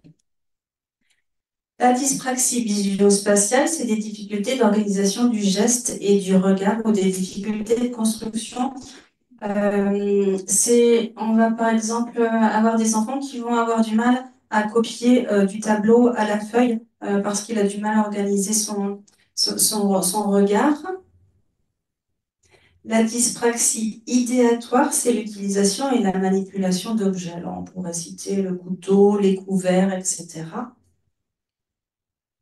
La dyspraxie non constructive, c'est effectuer des gestes qui se suivent Par exemple, quand vous mangez, alors vous ne faites pas forcément attention, mais je dois prendre la fourchette dans la main gauche, ensuite le couteau dans la main droite, je dois piquer avec ma fourchette et ensuite je dois couper avec la main droite et avec le couteau. La dyspraxie idéomotrice, c'est des difficultés à faire des gestes symboliques ou à faire des mimes, hein. C'est un enfant qui va avoir du mal à faire chute, par exemple. Il va avoir du mal à approcher son doigt de la bouche. Et enfin, une dyspraxie de l'habillage qui parle d'elle-même. Du coup, on voit que ces dyspraxies, elles peuvent être nombreuses, elles peuvent se cumuler. Et du coup, ce trouble des coordinations va avoir des répercussions dans de nombreux domaines. D'abord dans la communication, c'est des enfants qui vont souvent avoir un langage un petit peu infantile avec un lexique pauvre et puis des mots qui sont embrouillés s'ils ont du mal à prononcer les mots. En classe, eh bien, c'est des enfants qui vont avoir des difficultés à recopier du tableau au cahier, qui vont être perturbés par tout ce qui est fond sonore, par exemple. Au niveau de l'organisation, eh ben, des mal à planifier, à adapter, à mémoriser. En motricité globale, on va avoir des difficultés physiques au niveau de l'habillage, de l'équilibre, descendre les escaliers pour aller en cours de récréation, coordonner ses gestes pour le sport, pour courir, pour sauter. La motricité fine, elle va forcément avoir une influence sur la tenue du stylo, sur la formation des lettres et sur toute la manipulation des objets scolaires, hein, la règle, le compas, etc. Lasser ses chaussures, mettre ses boutons. Et tout ça, ça va avoir un impact évidemment sur la concentration. C'est souvent des enfants qu'on va dire distraits, remuants. On va dire, mais t'as pas de mémoire, mais t'as du mal à te concentrer. Effectivement, c'est très compliqué pour eux parce qu'ils ont vraiment beaucoup de choses à gérer en même temps. Et du coup, ben forcément, on va avoir affaire à plein de partenaires de santé différents, les psychomotriciens, les ergothérapeutes, les psychologues, les orthoptistes, les orthophonistes également. On va mis quelques petits conseils assez rapides, développer les capacités à l'aide de jeux et d'activités vraiment simples et de manipulation au quotidien. Évidemment, valoriser, encourager, hein. C'est souvent des enfants qui ont peur du jugement, qui ont une mauvaise estime d'eux-mêmes. Et c'est aussi souvent des enfants qui sont mis à l'écart ou qui s'isolent. Du coup, on va essayer de développer les contacts avec les pairs plus. Au niveau des aménagements scolaires, on va pouvoir adapter les outils, adapter les visuels, hein, en les épurant, surligner les consignes, on en a parlé tout à l'heure. On peut utiliser des lignes, des couleurs, des tableaux pour la pose de calcul, accepter la prise de notes au clavier, et puis évidemment tenir compte de la lenteur et de la fatigabilité de l'enfant. Et donc, pour finir, le TDAH, donc le trouble de déficit de l'attention avec ou sans hyperactivité qui touche environ 5% des enfants. Le diagnostic est souvent posé tard, vers 9-10 ans, le temps souvent d'avoir accès à un pédopsychiatre parce que c'est les pédopsychiatres qui peuvent poser le diagnostic. Et on le prend en charge que s'il y a des répercussions sur le fonctionnement social, scolaire et sur la qualité de vie. Il y a des personnes TDAH qui arrivent à compenser leurs troubles et donc qui ne sont pas forcément prises en charge. On a trois formes, la forme avec inattention au premier plan, avec hyperactivité au premier plan ou les formes mixtes. Les conséquences du TDAH sur le versant de l'inattention, ça peut être de lire un mot pour un autre, d'oublier les choses, de perdre ses affaires, d'avoir du mal à écouter quand il y a du bruit parce qu'on a du mal à focaliser son attention et d'être trop distractible ou paradoxalement trop concentré. Parce que le TDAH, c'est une difficulté à se focaliser, que ça soit dans le pas assez focalisé ou dans le trop focalisé. Et sur le versant hyperactivité, donc là, c'est plutôt moteur. Donc ça va être des personnes qui bougent beaucoup, qui se précipitent, qui coupent la parole, qui n'arrivent pas à finir un peu leurs phrases, à finir de lire, finir les consignes, et qui ont parfois du mal à gérer leurs émotions. Donc nous, en orthophonie, le TDAH, on le prend pas en charge en tant que tel. En fait, on prend en charge les répercussions sur les apprentissages. La prise en charge vraiment du TDAH, ce sera plutôt dans des groupes de psychoéducation avec des psychologues ou alors avec des médicaments. Mais nous, on va le rencontrer quand il y a d'autres difficultés et donc on va aussi un peu le travailler en travaillant un peu sur l'attention, etc. Et les aménagements pédagogiques ou à la maison, ça peut être d'utiliser un timer, des renforçateurs visuels avec des pictogrammes stop, avec une main pour dire attends, un feu rouge pour penser à s'arrêter et à lire la consigne jusqu'au bout. Utiliser de temps en temps des récompenses quand l'enfant a réussi à s'appliquer et à finir jusqu'au bout. Utiliser des plannings, des supports avec les différentes tâches à faire pour qu'il arrive à s'organiser.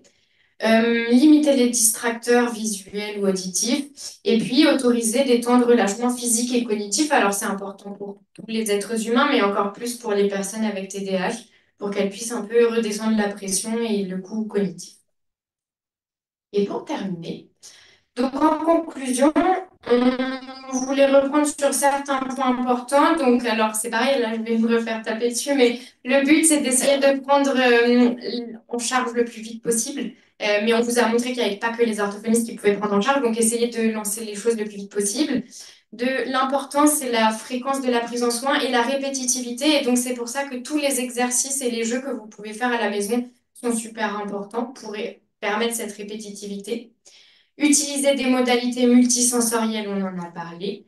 De renforcer, nous, on va essayer de renforcer plutôt les fonctions préservées plutôt que s'acharner à essayer de réduire les déficits. Et on va travailler sur les fonctions préservées pour pouvoir compenser et pouvoir passer par-dessus les difficultés. Et enfin, on va valoriser l'enfant, vous, nous, les profs, les parents, tout le monde, sur ses points forts.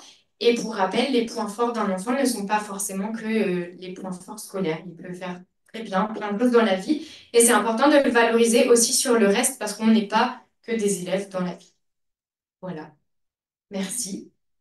Ensuite, pour répondre quand même à presque un peu plus de 40% des personnes qui étaient inscrites, j'inviterai, ou même les parents qui font quand même plus de 50% des personnes, j'inviterai à aller voir sur le site Neurodiversité Savoie, ressources et école inclusive. Il y a 2 livrets qui sont à disposition il y en a même un troisième sur le trouble scolaire anxieux, mais il y en a un sur l'enfant agité TDAH, et il y en a un autre aussi pour les enfants troubles spécifiques du langage, voilà, TSLE. Voilà. Donc je vous invite à aller le voir. Il a été fait parallèlement par l'Éducation nationale du côté de Lyon, avec les hôpitaux de Lyon, et vous trouverez dedans un petit peu tout ce qu'il peut y avoir comme différents adaptations et comportements à avoir, donc aussi bien en classe que vous, chez les parents aussi. Alors, j'inviterai aussi les gens, et ça sera appelé dans le compte-rendu aussi. J'ai suivi l'année dernière un MOOC. Alors, les MOOC, ce sont les formations par Internet sur l'Université de Lyon sur 10 dans mon amphi. Et là, je vous invite à aller le suivre. Il est très, très bien. Il est très facile, effectivement, à suivre et vous pourrez apprendre beaucoup de choses. Alors, les conventions, elles sont obligatoires avec certaines structures. Pour les CMP, on ne sait pas trop. On a jusqu'à la fin de l'année pour que la Sécu et etc. discutent ensemble. Pour les établissements médico-éducatifs, elles sont plus obligatoires. En fait, c'est hyper compliqué. Même nous, on s'y perd et on comprend pas tout. Après, elles sont... En fait, en tant qu'orthophoniste, on est un peu contre le principe de la convention parce que la convention, ça autorise les structures à ne pas augmenter l'attractivité de leur poste en salariat et donc à ne pas avoir d'orthophonistes qui travaillent pour eux. Parce que du coup, ils augmentent pas les salaires, ils trouvent pas d'orthophonistes. Bon, c'est pas grave, on va faire une convention et on va on va envoyer l'enfant chez l'orthophoniste libéral alors qu'ils ont des financements de la Sécu pour employer des gens. Mais il y a des questions de budget, enfin, c'est très compliqué. Bon, en théorie, c'est un peu compliqué. Après, en pratique, nous, souvent, on en fait parce mais toutes les orthophonistes n'en font pas. Nous deux, on en fait parce qu'on a à cœur le bien-être de nos petits patients et de pouvoir continuer à les voir. Mais c'est un peu plein de paperasse et c'est un peu compliqué. Je fais juste le relais, je suis tout à fait d'accord avec Marie. On est un peu inquiète à l'heure actuelle, nous les orthophonistes, parce qu'il y a beaucoup de changements là-dessus. Quand on parle de convention avec un IME, par exemple, ça veut dire qu'on signe une convention avec l'IME et que l'IME va nous régler directement nos séances. la CPAM ne va pas le faire. Pour nous, le projet le plus important pour l'enfant, c'est de vivre au sein de l'IME et d'avoir le plus d'aide possible au plus près de ce dont il a besoin au quotidien. Donc, ce qui nous semble normal, ce serait qu'un orthophoniste, parce qu'il y a des orthophonistes hommes, travaille en structure avec ces enfants-là. Et ce qui nous fait très peur aussi, c'est qu'en ce moment, on nous parle beaucoup de double prise en charge. Par exemple, les CLP, on ne sait pas trop où on en est à l'heure actuelle parce que la sécurité sociale va décider, enfin, est en train de nous dire que si un enfant est suivi à la fois en libéral et à la fois en CMP, c'est une double prise en charge tant qu'il n'accepte pas de nous rembourser. C'est un petit peu ça le... Et il nous redemande des Et il nous redemande des honoraires si jamais on a demandé un remboursement. C'est quand même très compliqué pour nous et le plus dommage, c'est que ça va forcément porter atteinte aux enfants qui pourront pas forcément être suivis dans les meilleures conditions possibles. Donc, alors c'est vrai qu'un enfant va avoir tendance à s'épuiser hein, quand il a des troubles qui sont vraiment sévères. On parlait du continuum de sévérité. On fait des pauses thérapeutiques. Il faut faire des pauses thérapeutiques. Et le but du jeu, c'est pas forcément qu'un enfant ait la béquille de l'orthophonie toute sa vie. Le but du jeu, c'est de lui donner des moyens de compensation, des stratégies pour qu'il puisse être le plus autonome possible. On va rappeler que jamais, malheureusement, l'enfant sera en facilité d'apprentissage ou en facilité de faire, de lire, d'écrire, de compter, etc. Ce qu'on veut, c'est qu'il soit autonome et qu'il ait une scolarité la plus apaisée possible. Donc, oui, on fait des pauses, oui, on peut arrêter à partir du moment où l'enfant nous dit c'est OK pour moi, je vais me débrouiller tout seul. Des fois, c'est plus difficile pour les parents d'arrêter. C'est un autre sujet.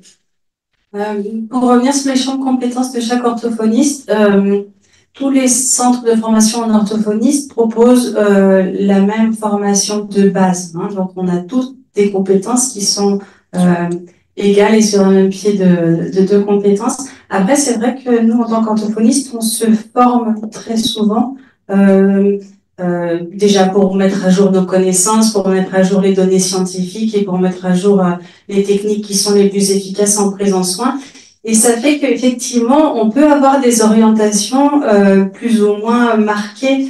Moi, je sais que j'ai fait mes études avant Marie et que il y a 25 ans en arrière, on parlait très peu de la dyscalculie, par exemple, et du coup, je me sens moins compétente dans ce domaine. Alors moi, j'ai la chance d'avoir Marie dans le cabinet qui va relayer et qui va prendre en charge ces enfants-là.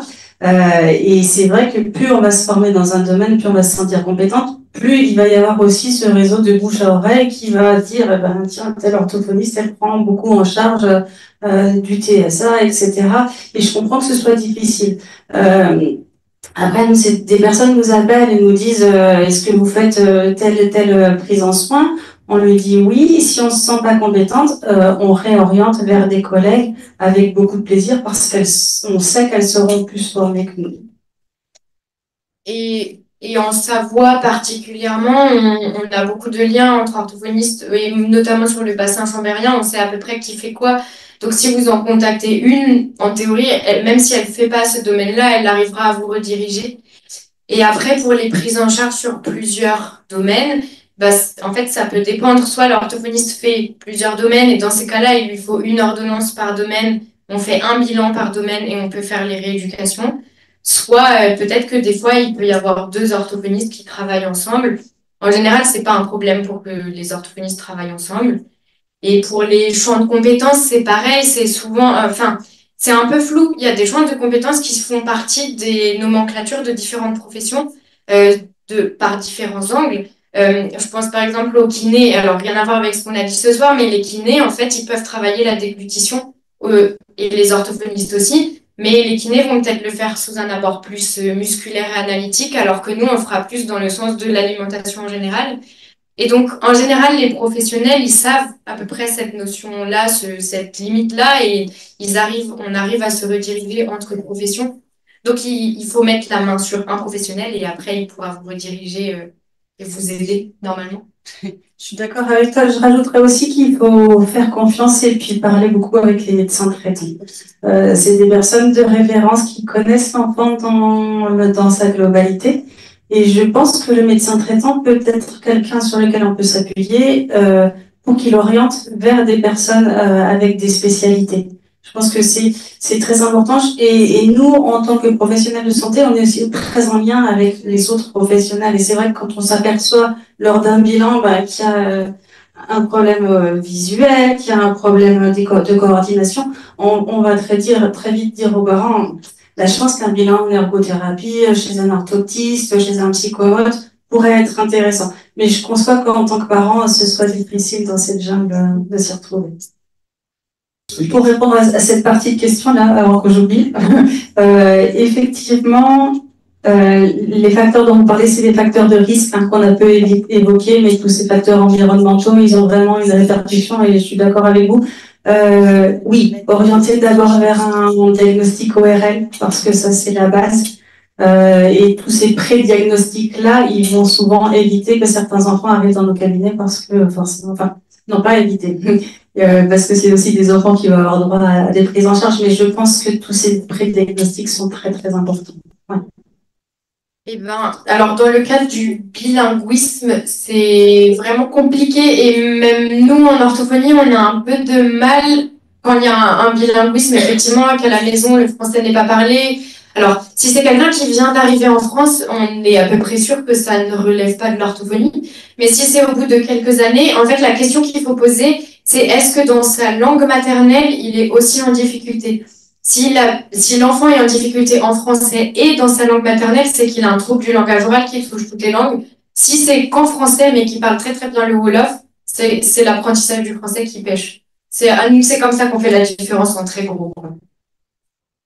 En fait, les différences, c'est difficile à savoir. En théorie, si on écoute la théorie, c'est s'il y a une dyslexie, il faut que les troubles du langage écrit, par exemple, soient encore plus poussés qu'il le serait s'il y avait une déficience intellectuelle. En pratique, moi, je ne sais pas faire la différence, c'est très compliqué.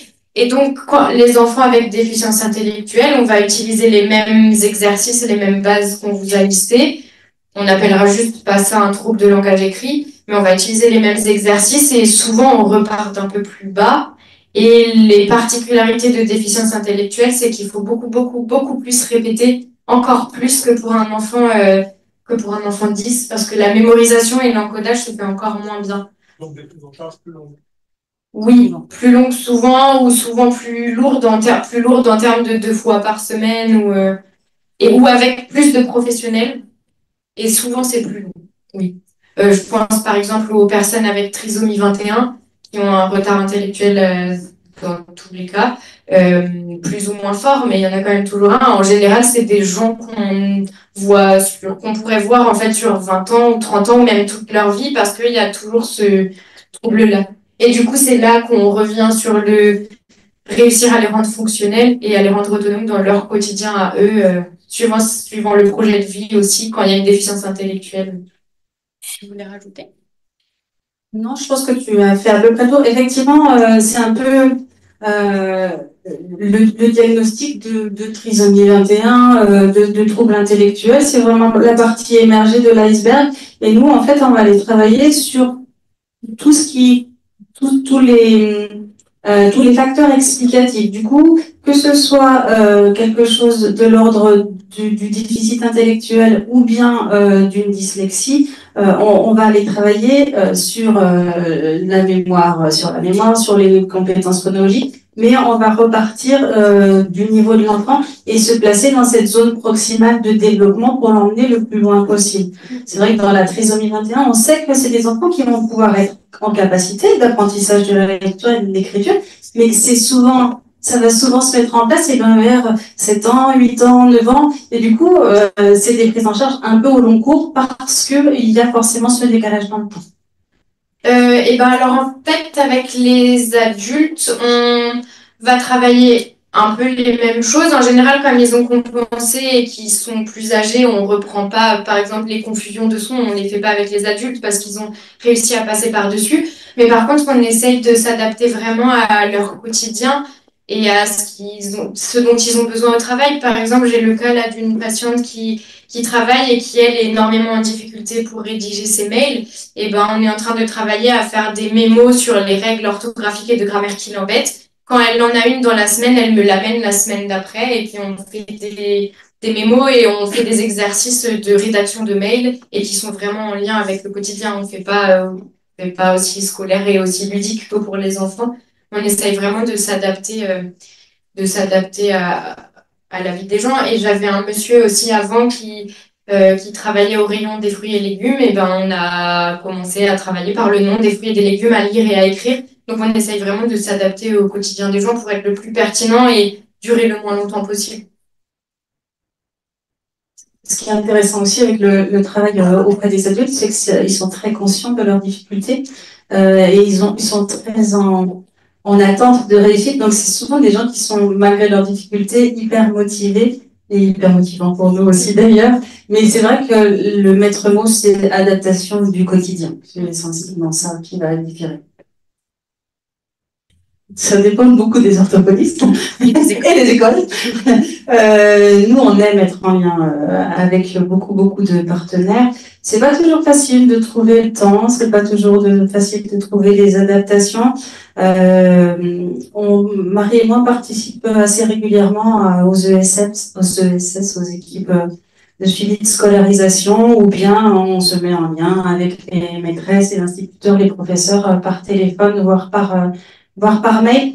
Nous, ça nous semble hyper pertinent parce que l'enfant, il faut le prendre en charge dans sa globalité et dans ses difficultés scolaires qui vont avoir des répercussions au quotidien.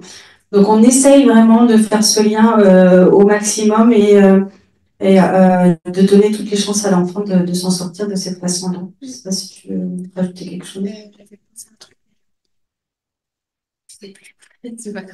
C'est très chronophage, mais ça nous semble essentiel. Voilà.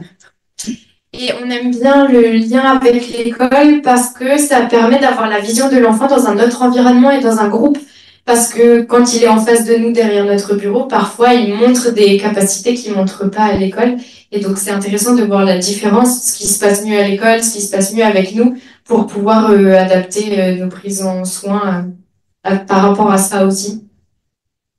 Alors déjà, il y a des enseignants qui ne veulent pas monter en compétence sur ces sujets-là, et là, c'est la résistance au changement et on peut pas y faire grand-chose. Et sinon, on communique, on leur donne les conseils. Ces conseils-là, on peut les donner par écrit. Souvent, je sais pas toi, moi, je les mets à la fin des bilans aussi, ou quand je fais des lettres pour les parents pour donner aux professeurs, je les marque dedans. On a une grille aussi qui a été faite en lien avec l'éducation nationale et le syndicat majoritaire des orthophonistes, qui reprend les troubles, mais de manière plus synthétique, et où on peut marquer des idées d'aménagement. Donc, moi, je la remplis souvent, notamment au collège et au lycée aussi pour les plus grands, et où comme ça, on peut vraiment lister, un peu comme on a fait là sur les slides, en fonction de l'enfant. Et voilà. Et puis après, il faut que les gens aient envie, en fait. Et s'ils n'ont pas envie... Oui, c'est vrai que Marie, tu parlais de ces listes qu'on peut établir. Après, effectivement, il y a une grille d'impact résiduel qui peut être aussi très intéressante à mettre en place. Et puis, nous, on aide aussi souvent les familles à remplir tout ce qui est PAP, dossier MDPH, parce que c'est souvent des termes qui sont difficiles pour eux. Ils ont du mal à savoir quel est de quoi a vraiment besoin l'enfant. Donc, on est là pour aider, on ne peut pas faire à la place, on ne peut pas forcément faire bouger toujours toutes les lignes. Après, on est aussi, en tant qu'orthophoniste, des fois sollicité par les écoles ou par les établissements pour faire de la formation auprès des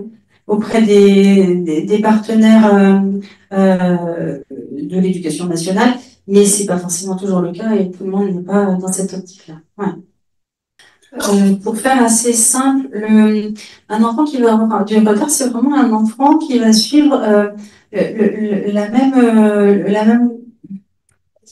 même courbe de développement qu'un enfant normal. Par exemple, on sait qu'un enfant va d'abord prononcer le pas, etc., et que rush sont des sons qui vont se mettre en place plus tardivement. Donc un enfant qui va avoir un retard, ça va être décalé dans le temps, mais ce sera toujours les mêmes acquisitions. Les sons vont s'acquérir dans le même ordre.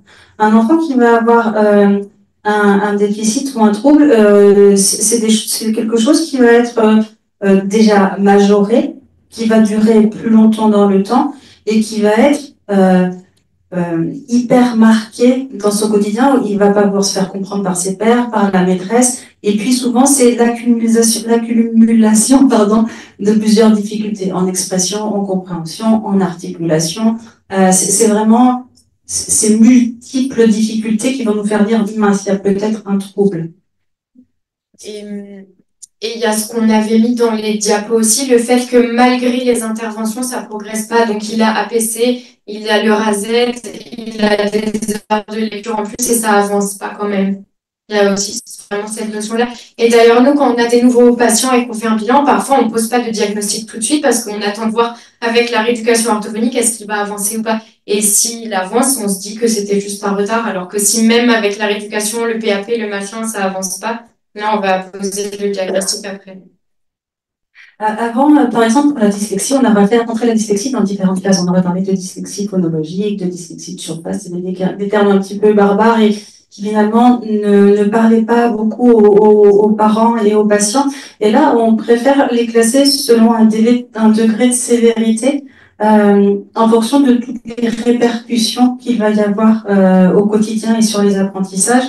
Et ça va nous permettre à nous de nous dire, ben, tiens, là, la répercussion est vraiment très forte. Il faut que je vois cet enfant 2 voire 3 fois par semaine. Ou bien il faut qu'on soit en pluriprofessionnel parce qu'il y a des difficultés dans différents domaines. Et en fait, ça va un petit peu nous guider dans la façon de mettre en place notre prise en charge et nos objectifs. Mais ça change pas forcément grand-chose, malheureusement. Et dans l'accompagnement, du coup, non, c'est vraiment pour vous, il n'y a pas de relation avec notamment l'école ou d'autres structures sur justement ce domaine. Si, ça a un lien aussi il y aura besoin de plus ou moins d'aide, de plus ou moins d'aménagement. Et c'est aussi pour rendre compte du fait que c'est pas binaire, c'est pas je suis dyslexique ou je le suis pas. Il y a des gens qui ont compensé, il y a des gens qui ont moins de difficultés. Et une même personne au sein de sa vie, à l'école, elle va être très en difficulté. Et après, le curseur sur le spectre diminue et puis elle s'améliore en lecture, par exemple. Donc c'est vraiment pour montrer que voilà qu'il y a une grande variété de troubles et peut-être que cet enfant il confond que les B et les D, mais en fait ça le handicap alors que l'autre il n'arrive pas du tout à lire des phrases, mais c'est quand même ça reconnaît quand même qu'il y a une difficulté qui existe. Juste dire qu'il existe des bibliothèques sonores, et en particulier en Savoie, la bibliothèque sonore de Savoie, qui dépend de l'association des donneurs de voix, et qu'avec l'exception au droit d'auteur, les personnes qui sont empêchées de lire, que ce soit pour un problème moteur, cognitif ou visuel, ont droit au livre audio. Ceux qui ont un problème de lecture, gratuitement. C'est une mise à disposition gratuite. Donc, inscrivez vos enfants dans les bibliothèques sonores, ça leur permettra d'avoir accès à des livres qui correspondent à leur niveau d'âge, parce qu'ils ne seront pas gênés par la lecture, alors qu'ils comprendront ce qu'ils entendent. Et puis vous, ça vous dégagera peut-être aussi du temps, si vous ne passez pas 2 heures à lire les livres demandés par le collège. Voilà, ça c'est vraiment très important. La B10 vient de signer une convention avec la bibliothèque sonore qui est basée à la bibliothèque de Barbara.